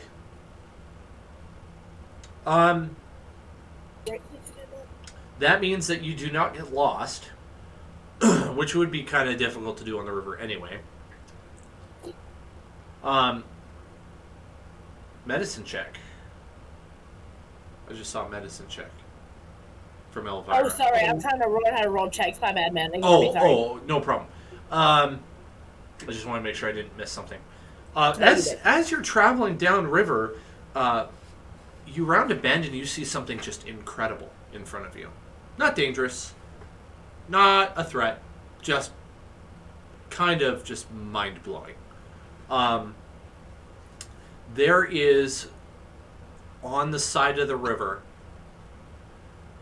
a gargantuan ivory white skeleton of what you can assume is like a brachiosaurus or something like that.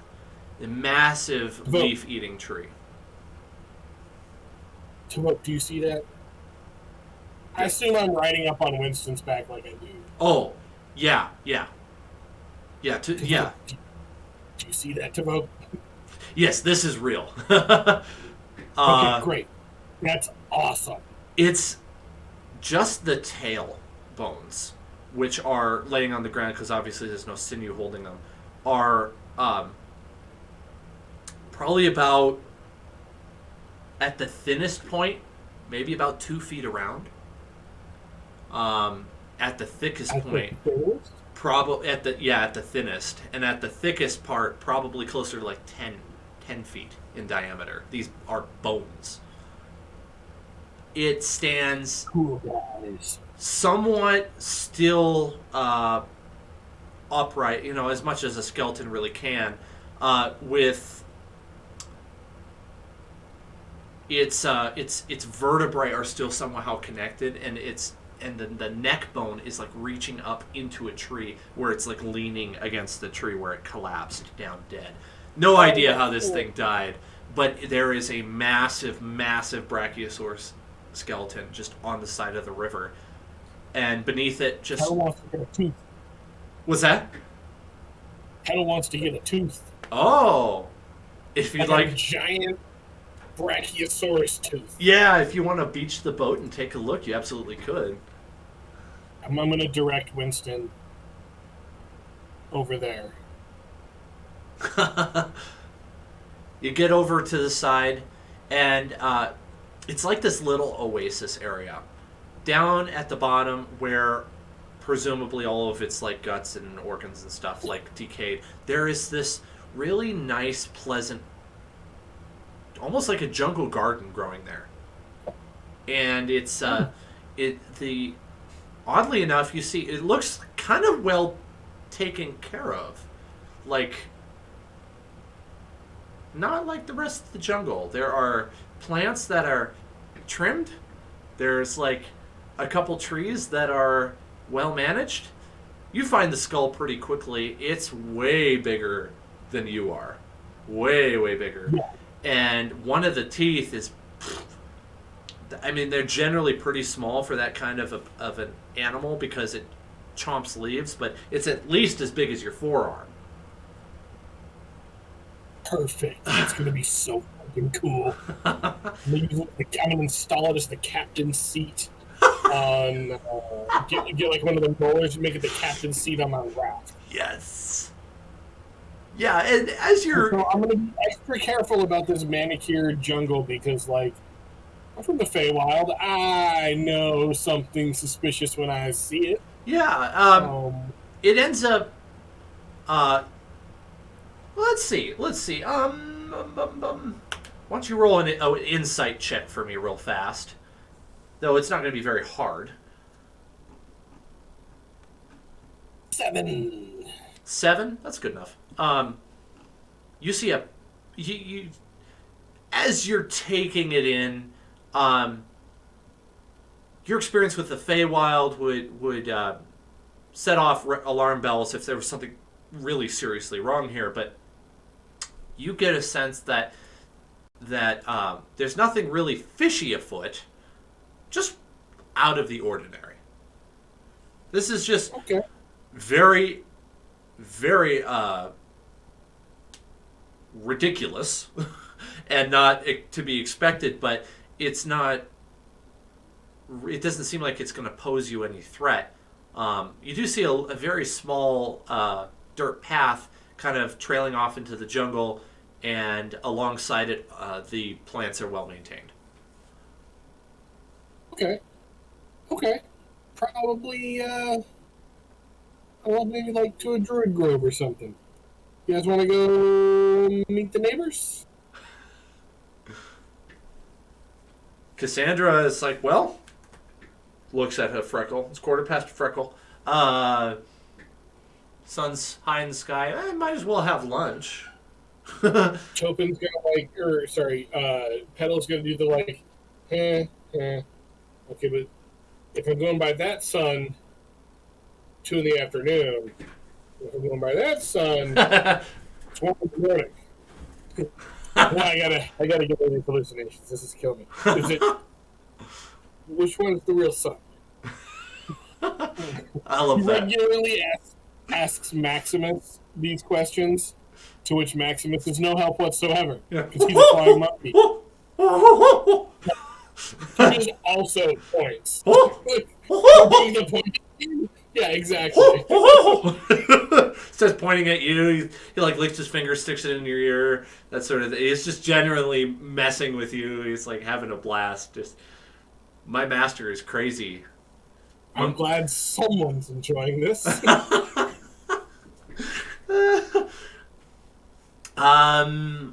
What do you guys think? I think Guy would probably be okay with going. I don't see any reason why he would really be apprehensive about that. I could maybe do a check to make that decision for us. Let's see. Why not? Why not? Let's do... Why wouldn't Guy come with us?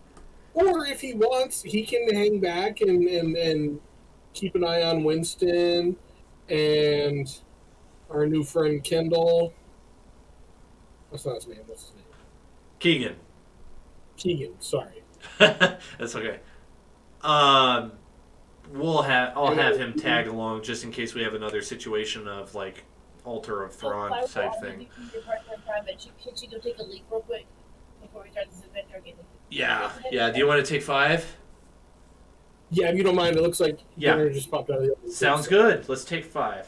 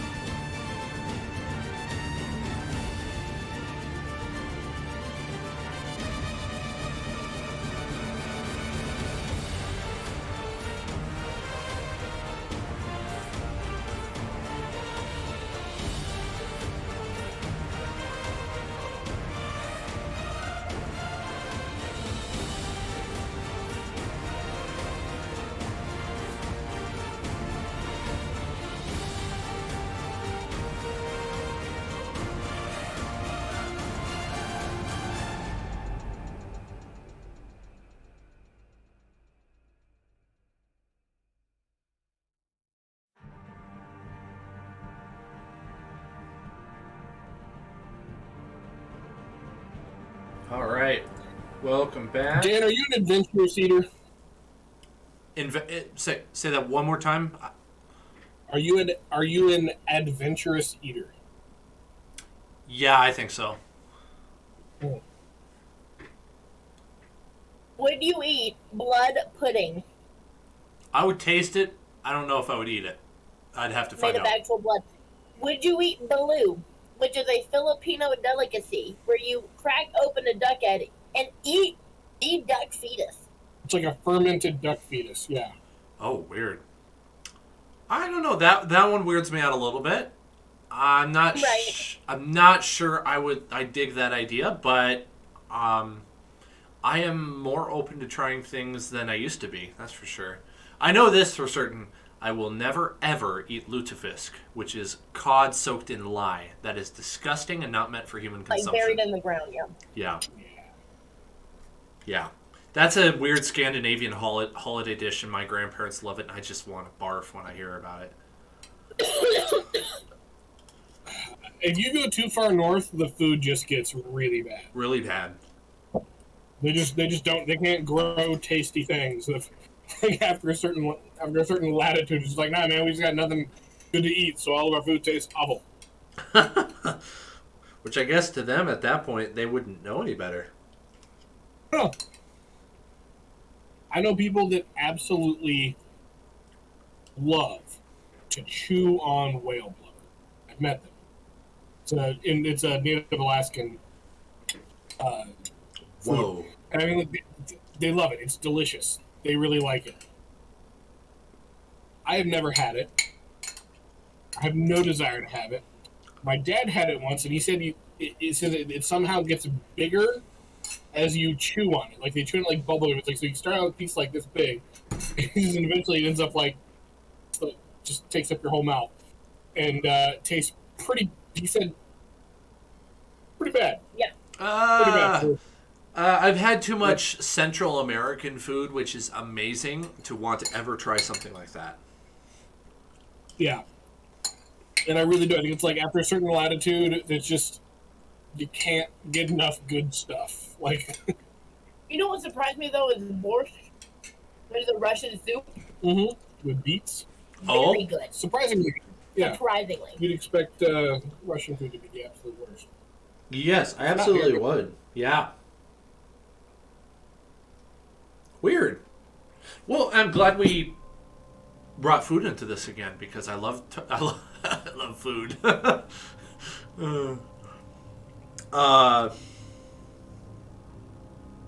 Why is it playing this? This is not what I wanted. This is very eerie sounding. We'll do Pillars of Eternity. I like this. This is much more my vibe. Okay. So you're on the beach side, and you got that well manicured path and plants leading off. Presumably not that far into the jungle. And you can kind of see like a little fence. Let me pull you over to a new map. Because I did have this somewhat planned. But I thought this was going to happen months ago at this point. And I never got around to it. I'm sure we threw off your timetable with our redonkulousness. Well, it would have been worse if my timetable actually made sense, so. Oh, okay. Oh, that's weird. I have Gary on this map.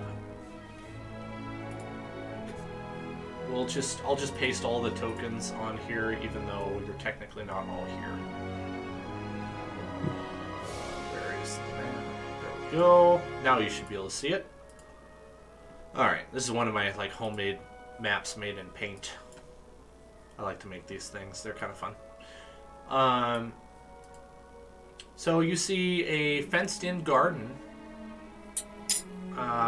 There's off over here, there's a bunch of beehives with happy little bees buzzing in them. There's definitely a campfire. There's a well on the other side of the garden, and then there is a house built into a massive tree right here. So I guess there technically wouldn't really be a roof like this, but you can pretend. But all the area around this is really well cared for. Sorry, my music was getting loud. I didn't realize. Yeah, and apart from the bees buzzing around, there's really you haven't seen any life yet. But there is a fire roaring, so you know there's somebody around. I would like to call out first in Common and then in Sylvan. Oh, okay. To just announcing our presence, like Ho Camp or whatever is the norm for walking up on somebody else's camp. Okay.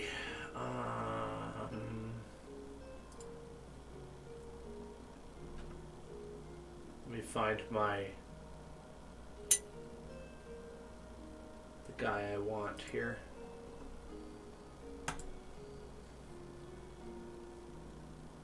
Okay. What are you calling out one more time? Like, hey, we're here, like Hello? announcing our presence, so that Okay. so that they don't think we're sneaking up on them if they see us. Oh.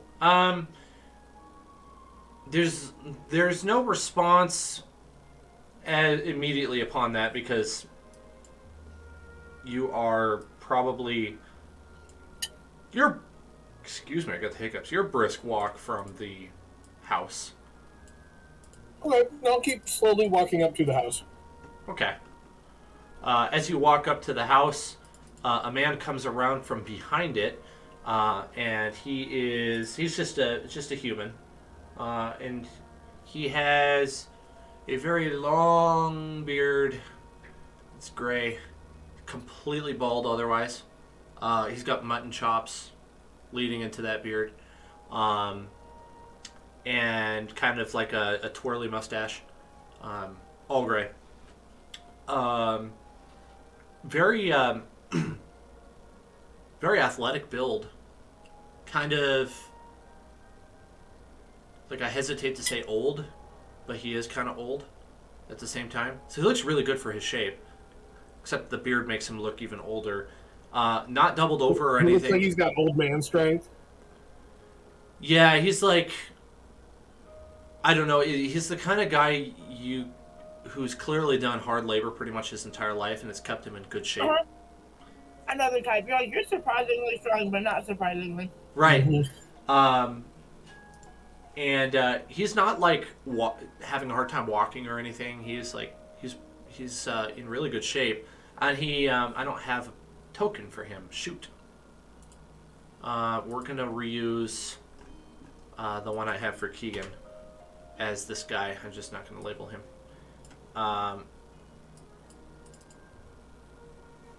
And let me give him a name here. He says, "Hello! Who are you?" That's my old man voice, by the way.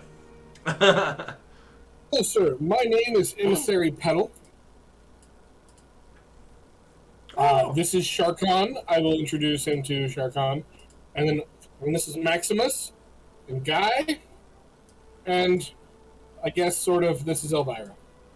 And then Cassandra strolls up behind him. Oh, you forgot about me. Oh, sorry, Cassandra. You weren't on my shoulders. I forgot about you. And the hermit walks a little closer. He says, good to meet you. What brings you to my humble abode? Well, to be honest, we stopped at the giant skeleton, saw that the area was clearly being maintained, and thought we'd follow the path up, see if there was a community here or what. No, it's just me. I am the hermit. Hey, hermit. Can you see his nameplate if I do that? He's just hermit. Yeah, Yep, I see. Yeah. Okay, you know what? I just thought of a much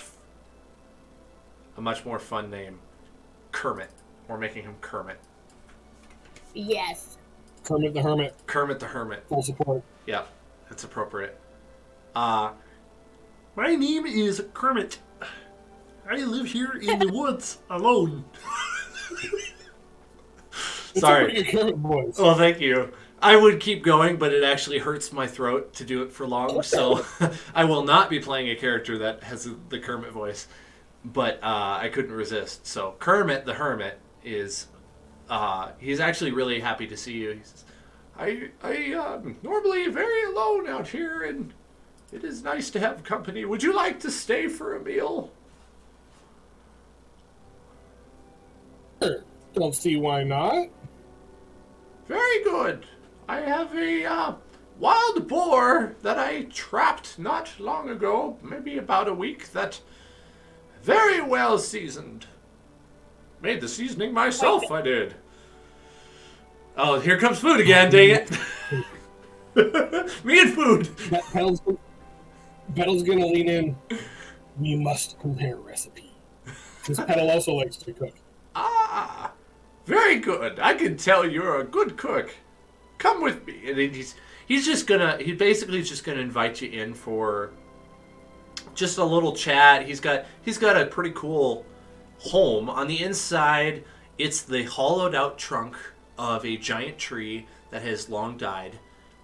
He has fashioned what I'm now calling a thatch roof over top of it, which is probably a good 50 feet up. Like, this is a pretty tall room. Inside, he's got a simple, he has like a table and a chair because he usually lives alone.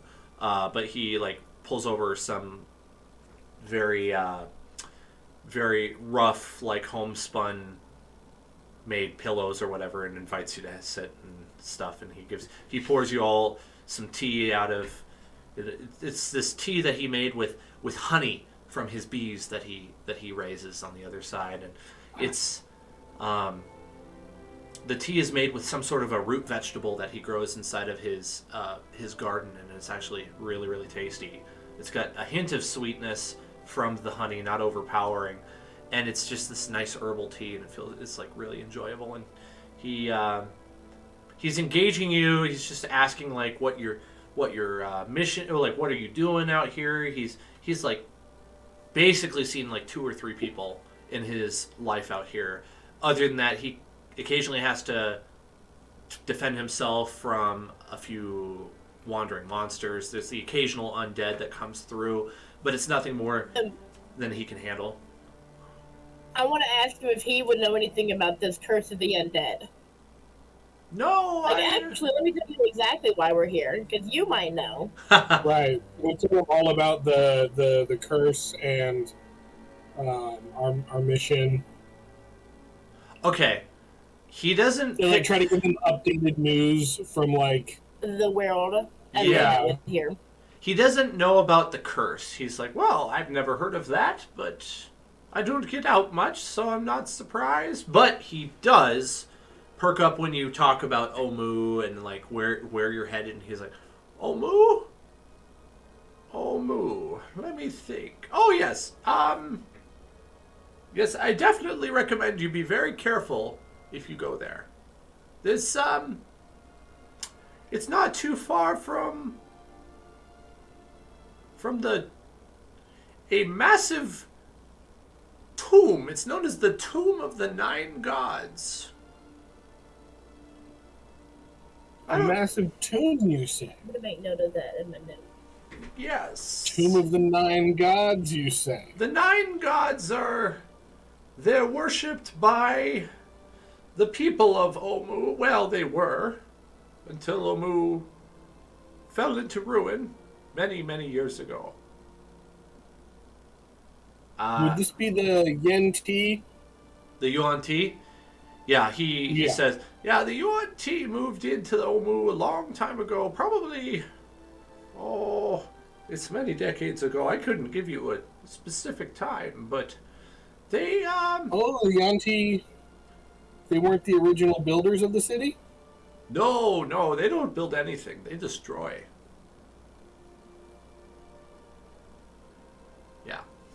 He What was it, the doesn't. Tomb of the Nine what? Tomb of the Nine Gods. Yeah, he doesn't know a ton about Omu or the Tomb of the Nine Gods, but you're the first people he's talked to in many years, and so he's enjoying talking about some of the things he's heard about out there, and he has explored a limited amount, but he really hasn't been any further south than, one moment please while I find out. I opened the wrong map. Let's see.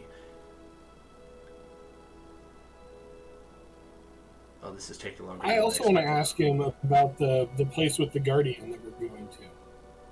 Oh, if he knows how to find Vorn. Yes, going. Sorry, escaping me. Yeah, no problem. That's where we're going to get our Goblin army, right? Yeah, I think. He says, there's an abandoned, broken down temple not too far northwest of here, and there's a giant thing, very human looking, but clearly not alive, that stands there in the ruins doing nothing. I generally stay away from there because there are many goblins and grung and vegepygmies. They are not very enjoyable type just to have company with, though they will not attack if you are worshipping Vorn. Good to know. How do you worship Vorn? Well, I don't worship Vorn. I don't think he's a god. But they worship Vorn because they think he is. So they bow down and they pray and they praise and they dance and chant and all manner of primitive worship. Do you think that if somebody was able to somehow control Born, that they could parlay that into some sort of goblin army? Oh. No idea. But I would pay to see that. He's like, wait a minute, I don't have anything to pay with. Stick around, you might see it anyways. I will give you a big jug of local honey. I do love wild honey. Fantastic. Yes, queen. Yeah, and these honeys are like these honeys. These honeybees have made the honey with his crop, so it's got a special flavor to it and everything. Probably throw in a few tea bags for you too. Let's see. He has not really been any further south than the heart of Ubtao, which is, he says that the heart of Ubtao, which is Ubtao, Ubtao, it is some sort of a monument about halfway across the continent of Chult. And it is right next to what is known as the Aldani Basin, Aldani, right next to the Aldani Basin, which is a big lake that about 3 major rivers on Chult empty into, and in fact is the final resting place of the waters of the, it's the head of the river Soshenstar. Okay, so if we keep going up this river, we will eventually hit that lake and see this giant monument. Yeah. In fact, he says let's see. You're about 25 miles from the Aldani Basin at this point, if you continue along the river. Okay. So, with that, I'm going to award you some map locations on the player's map. So I'm going to move you back to that, and then I will draw them on there, and you can have that for free using your cartographer tools and skills and supplies and such. Yay. So I will mark out for you the Heart of Utau, the Aldani Basin, and I will show you a little bit more of the River Soshin Star. So let's see here. I just need a moment to move some tiles. Is there anything in particular you would really like to ask this man? Just some general, like, I'm, very new to Chult and this portion of the material plane. So yeah, just some general stuff. I also want to ask him if he is in need of any supplies. We're going to be coming back through here at some point. Can we, if he needs something, should we try to pick it up for him? He responds with, "Well, that's very kind, but I do well on my own.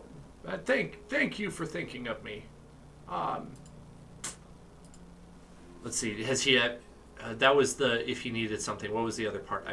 I was apparently distracted. I would just like to talk to him in general more about Chult. Maybe ask him. Oh, okay. If he has any, if he knows of any other points of interest or possible treasure. Okay, points of interest.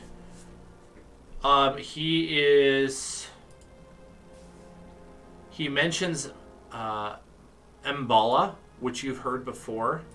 I don't remember where you heard it before.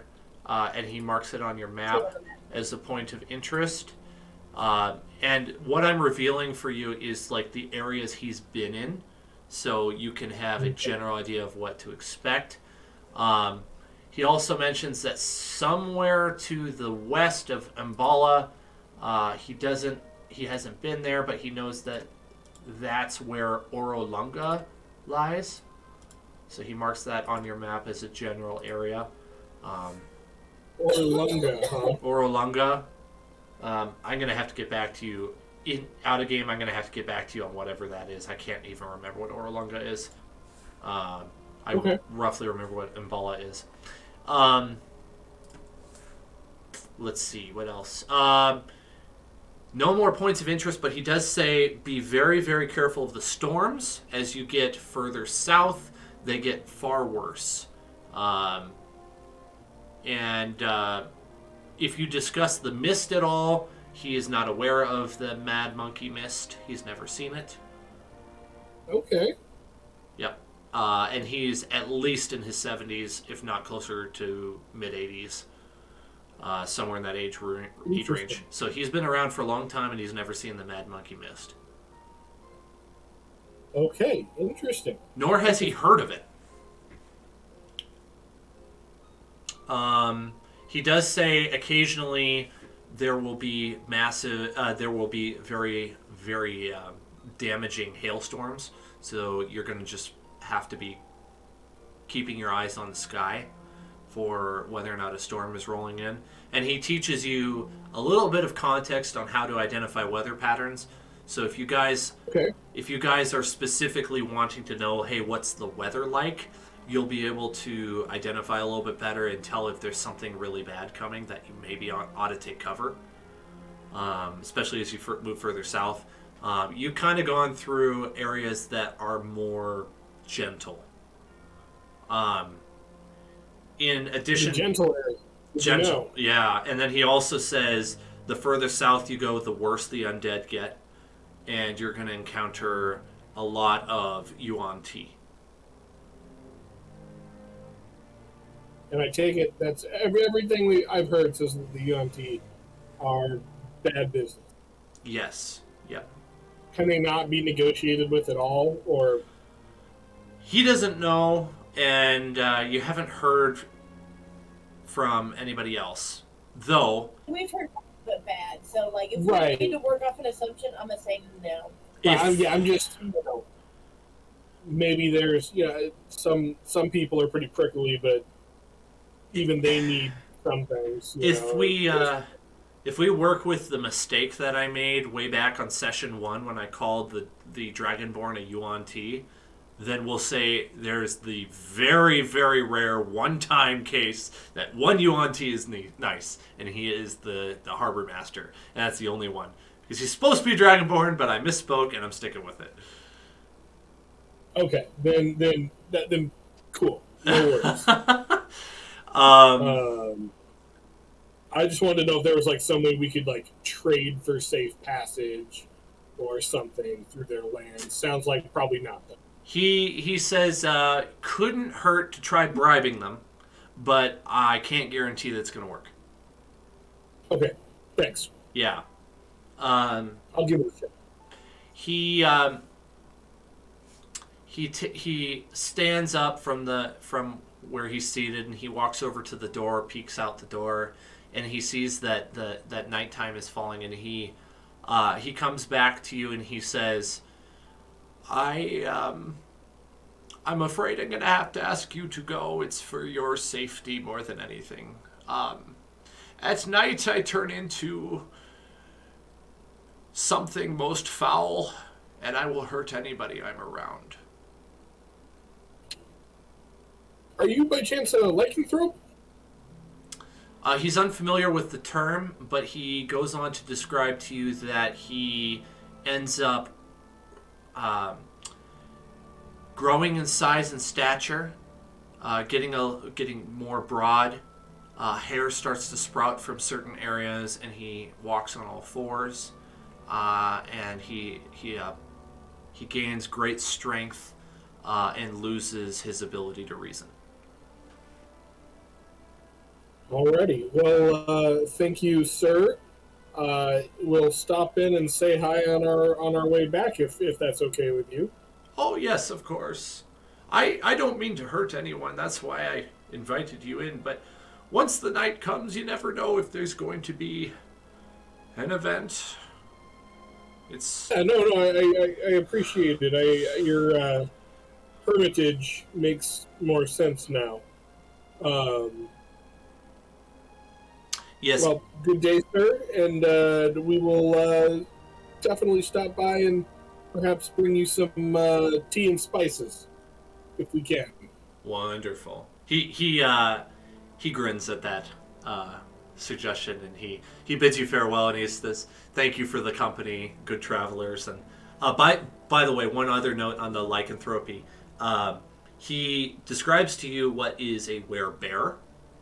So I kind of guess. And generally werebears are like more good aligned, but they don't like to like infect anyone with the curse, because then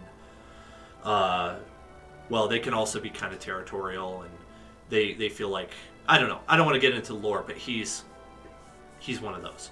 So now it's not night yet, but it's just like it's clearly late afternoon heading towards evening, so the light is starting to get a little dimmer, just because the trees are tall and the sun doesn't have to get very low for it to start to get dark in Chult. And you're a stone's throw from the river, really. After you leave his place, he's not far at all. Okay. Then yeah, I would say maybe let's just keep trucking a little bit longer. Give him plenty of space. That sounds good. And then find some good territory to crash. Awesome. I'm gonna move you to the end of this hex for the rest of the day's travel up until nighttime. And then, do you guys think this is a good time to stop? Is a good place to stop? Yeah, it's probably a good place to stop. Very organic. Awesome. I probably got like another half a day before the curse wears off. Yes. Yeah, I think next in the morning you should be fine. Yeah. Oh, okay, cool. It should have worn off, in the early morning, somewhere around there. You didn't kill anything, so there's no killing XP, but you did end up finding a wondrous item. I'm going to give you all 350 XP for that.